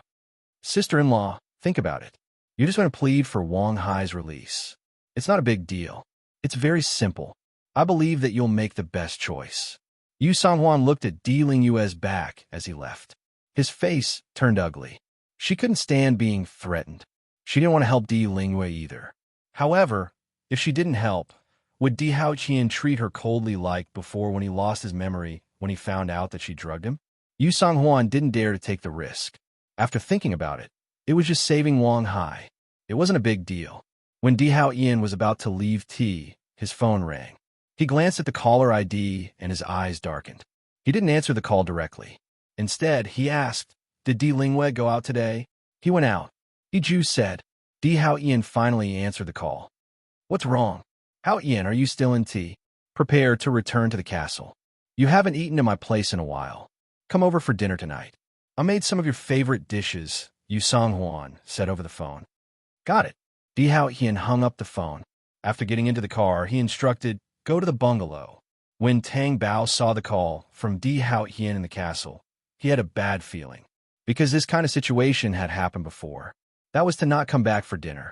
When she saw the caller ID, she felt as if she had returned to the past. But she immediately came to her senses. This was not a return to the past. If Di Hao Yin did not come back for dinner, then he must have gone to Lan Wanru's place. So, was he calling her now because he wanted to go to Lan Wanru's place legitimately? She was wondering why she had rejected Lan Wanru's call last time.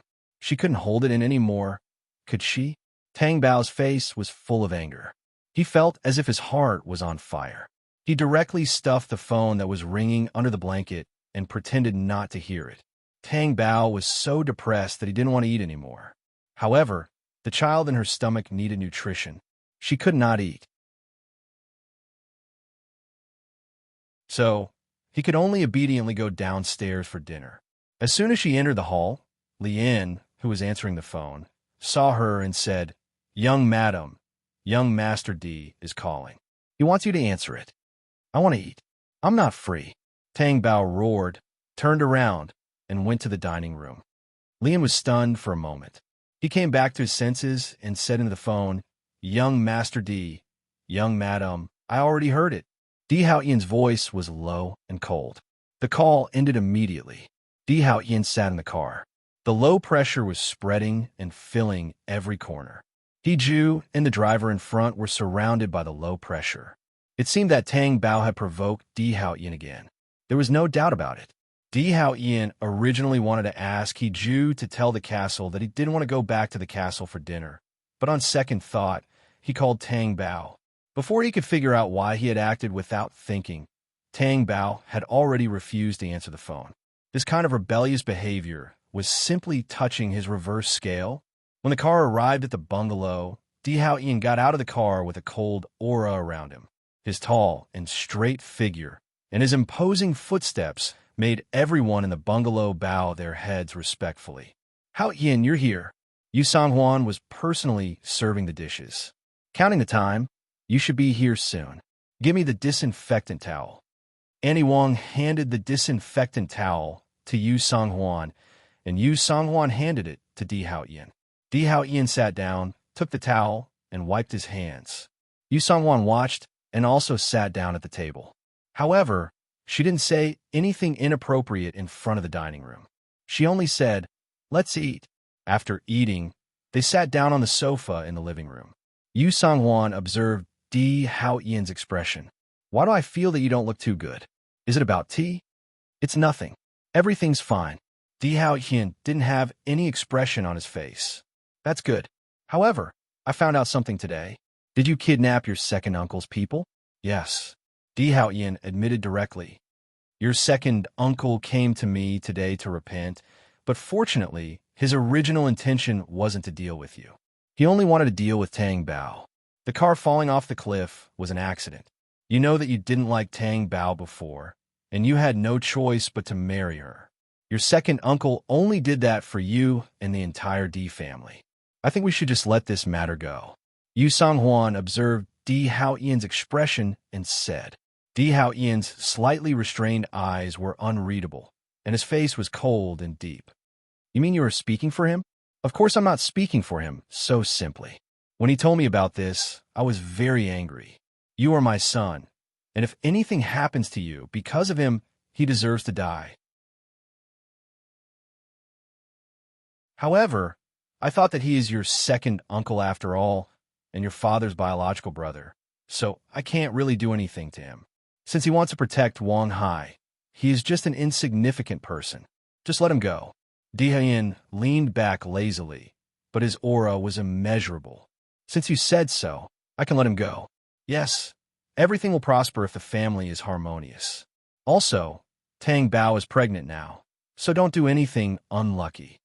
The premise is that Di Lingwei must give up Ti's shares and not have any children to inherit it." Di Haoyan said emotionlessly, "What? This was mentioned in your grandfather's will back then. If your second uncle is no longer in the emperor family and retires, his children will have the right to inherit the family business on behalf of whoever they want. Aren't you going against your grandfather's will like this? Therefore, I want Di Lingwei to give up on his own accord. If he doesn't want to, He will have to bear the consequences. Since he's the one who's pleading with you, I'll have to trouble you to pass on my words.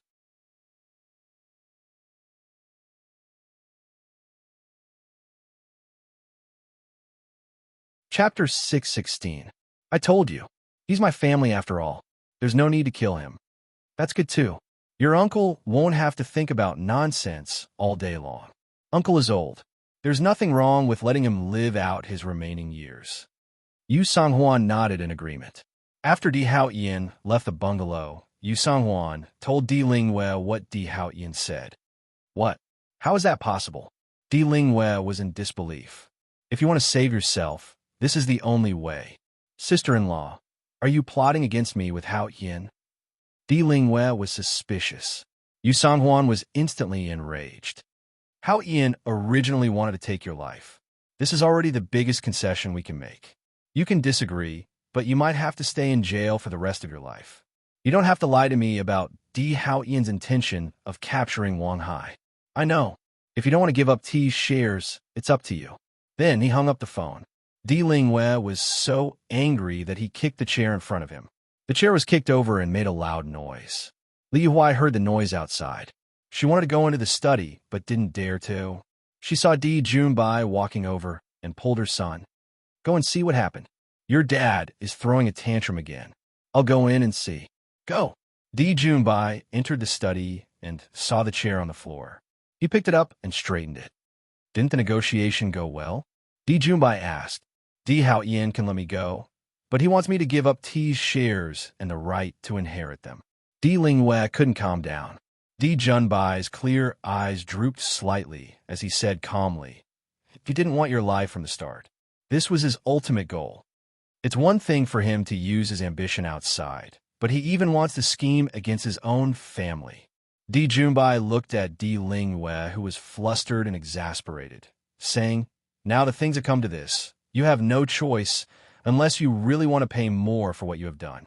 It was indeed an easy choice between money and his life. If he lost his life, money and power would be nothing. But without T's power, he had nothing. Even if he knew what he wanted to choose, it was still hard to say. He couldn't make up his mind. He looked at Di Junbai guiltily. "You've lost a lot too. It doesn't matter. I don't care about that." Di Lingwei got angry when he heard this. "You don't care? Then what do you care about?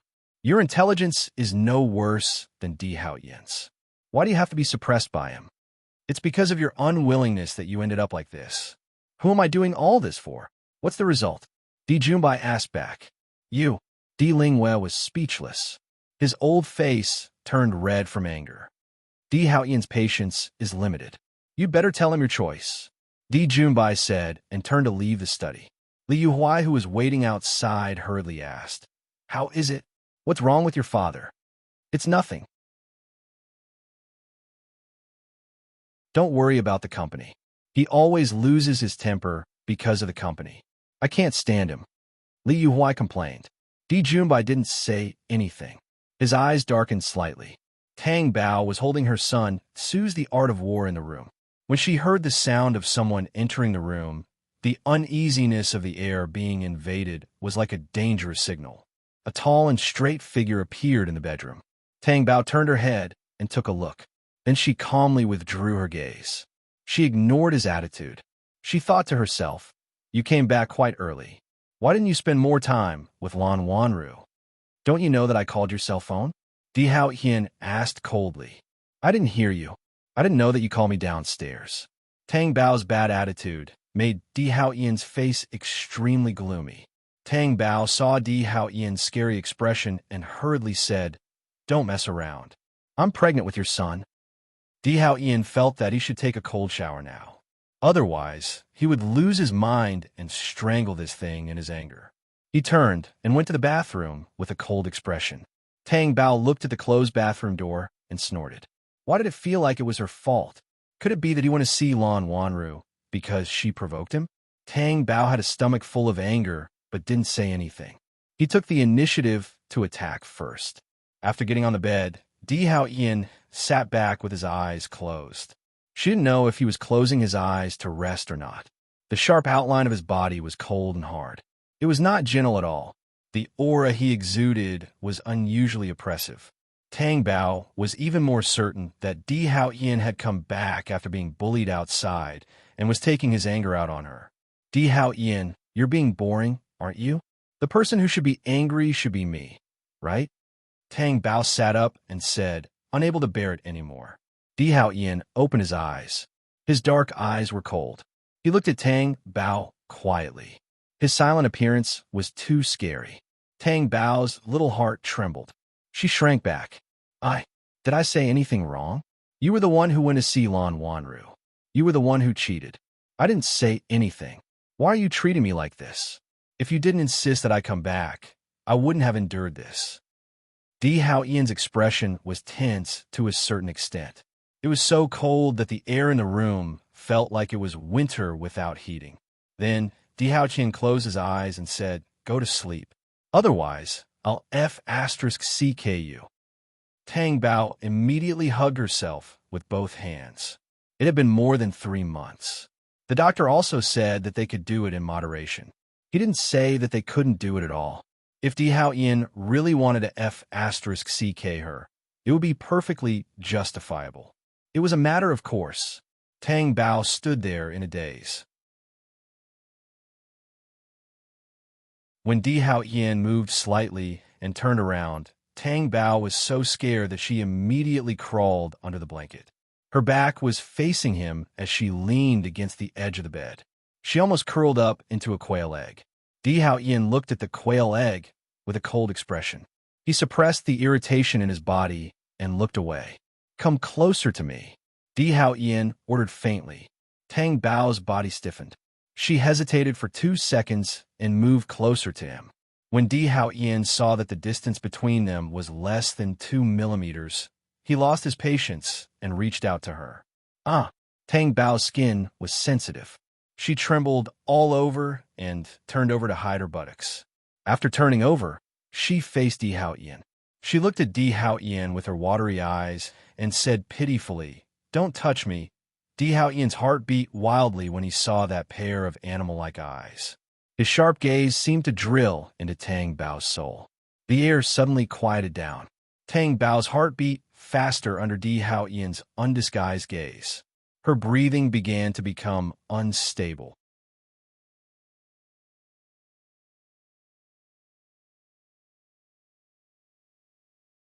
Chapter 617. It was as if blinking too hard or too frequently would disturb the imbalance in the air. Di Hao Yin felt his body start to heat up again and his lower abdomen tightened. This night was destined to be another sleepless night. He wanted to lift the blanket and sleep next door, but he didn't in the end. What if Tang Bao kicked the blanket and caught a cold at night? Wouldn't it be bad for the child? Di Hao Yin felt that he only cared about the child and nothing else. When Tang Bao woke up in the morning, he found that Di Hao Yin still didn't look too good. Could it be that he didn't sleep well? But he slept very well. When Di Hao Yin went to the dining room, Tang Bao sneaked out of the hall. He called softly, Hiju, Hiju. Young madam, what's the matter? Hiju suddenly appeared behind him. Oh my God, you scared me to death. Why are you so mysterious every time you appear? Tang Bao patted his chest. That's because you're not used to it yet. You'll be fine once you get used to it, Hiju said seriously. This habit must have something to do with courage training. All right, let me ask you something. Did Lan Wanru provoke Di Hao Yin last night? Lan Wanru? No. Hiju thought for a while. No. Tang Bao thought. Di Hao Yin really went to Lan Wanru's place. Since he couldn't let go of Lan Wanru, why do you want to keep her? All right, she had Di Hao Yin's child in her stomach. He only wanted to keep his own bloodline. It had nothing to do with her. If it wasn't Lan Wanru who provoked him, could it be me? Didn't Di Hao Yin have any strange expression when he came out of Di Ling Yue's place yesterday? No, because young Master Di didn't go to second Master Di's place yesterday. But just now you... Tang Bao paused. Hiju just said that Lan Wanru did not provoke Di Hao Yin. It seemed like there was no problem with that, but it did mislead her. What happened? He didn't look for Lan Wanru? Where did he go? Tang Bao asked. Let's go to the bungalow to see the old madam. I see. Tang Bao was a little embarrassed. Last night, she had shouted at Di Hao Yin. No wonder Di Hao Ian looked so upset. Seriously, why didn't Di Hao Ian just say that he didn't look for Lan Wanru? Wouldn't she not accuse him if he told her? Not eating? Di Hao Ian's gloomy voice came from behind. Tang Bao's back stiffened. He was so guilty that he did not dare to look into Di Hao Ian's eyes. I'll go and eat now. Then he slipped away. During breakfast, Tang Bao glanced at Di Hao Ian from time to time. She really could not figure out this person's personality. Was this the personality of a devil? It was hard to believe. Di Hao Ian probably did not hear what she said to He Ju just now, right? So, should she pretend that she did not know that she had wronged Di Hao Ian? Yes, she had to pretend. Otherwise, she would definitely be at a disadvantage. Do I look good? Di Hao Ian, who was focused on eating, turned around and looked at Tang Bao, who was caught off guard. Tang Bao was caught sneaking glances. He smiled awkwardly and immediately nodded. Yes, especially good looking. I've lived for 20 years, and I've never seen a man more handsome and stylish than you. Di Hao Ian's dark eyes flashed with an undercurrent. His cold expression seemed to soften slightly, and the lines of his expression were not as sharp as before. You're handsome, tall, rich, and powerful. Who can compare to you? Tang Bao continued to coax him. Di Hao Ian glanced at her and said, Eat your food. Okay. Tang Bao obediently ate his breakfast. Di Hao Ian's expression did not change, but his expression was obviously much better. The atmosphere in the dining room was also not as oppressive as before. Lien and Zhongli silently witnessed this change. Young Master Di, with such a well-known advantage, shouldn't you be able to keep a straight face after hearing it? Why did his attitude change after hearing young Madam's words? Di Lingwei did not sleep for the entire night. In the end, he endured the pain and gave up his shares, which were taken back by Di Hao Ian. That agreement clearly stated that he did not have the right to inherit his shares. In other words, he had nothing left. Di Hao Ian did as he said. He took back his shares and released Wang Hai. However, Di Lingwei hated him to the core. Not only did he not win against Di Hao Ian, but he also failed miserably. Di Lingwei did not think that he was a mediocre person, but he still did not give up. He did not believe that he had failed just like that. He would not let Di Hao Ian off, let alone his family, including the child in Tang Bao's stomach. Before he reached the living room, he could hear Li Yuhuai's sobbing. What should we do? We have nothing left, not even money. What do you think we should do? Lan Wanru comforted her.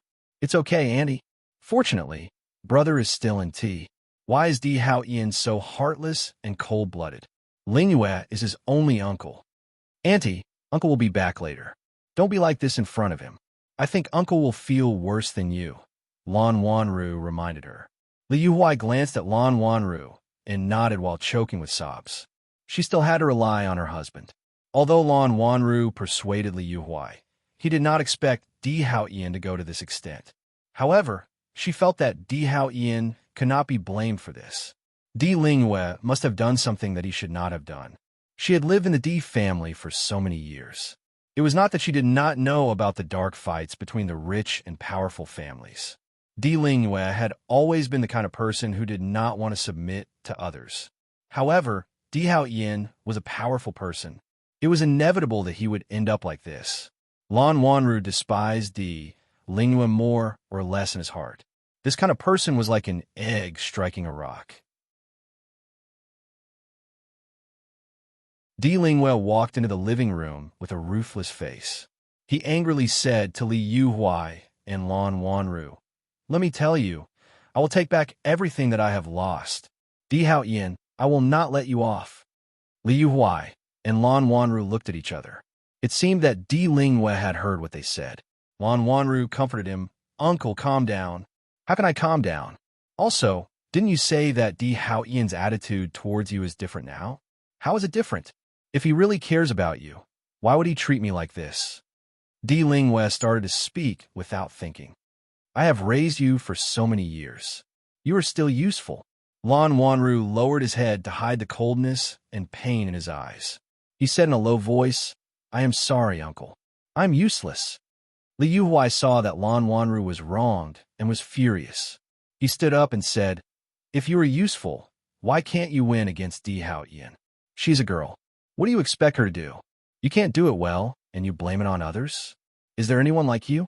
You should go and fight with Di Hao Yin. Why are you being so fierce with us?" You're tuning in to the Warrior Lore YouTube channel. Don't forget to subscribe and join us on this journey to catch the most captivating stories.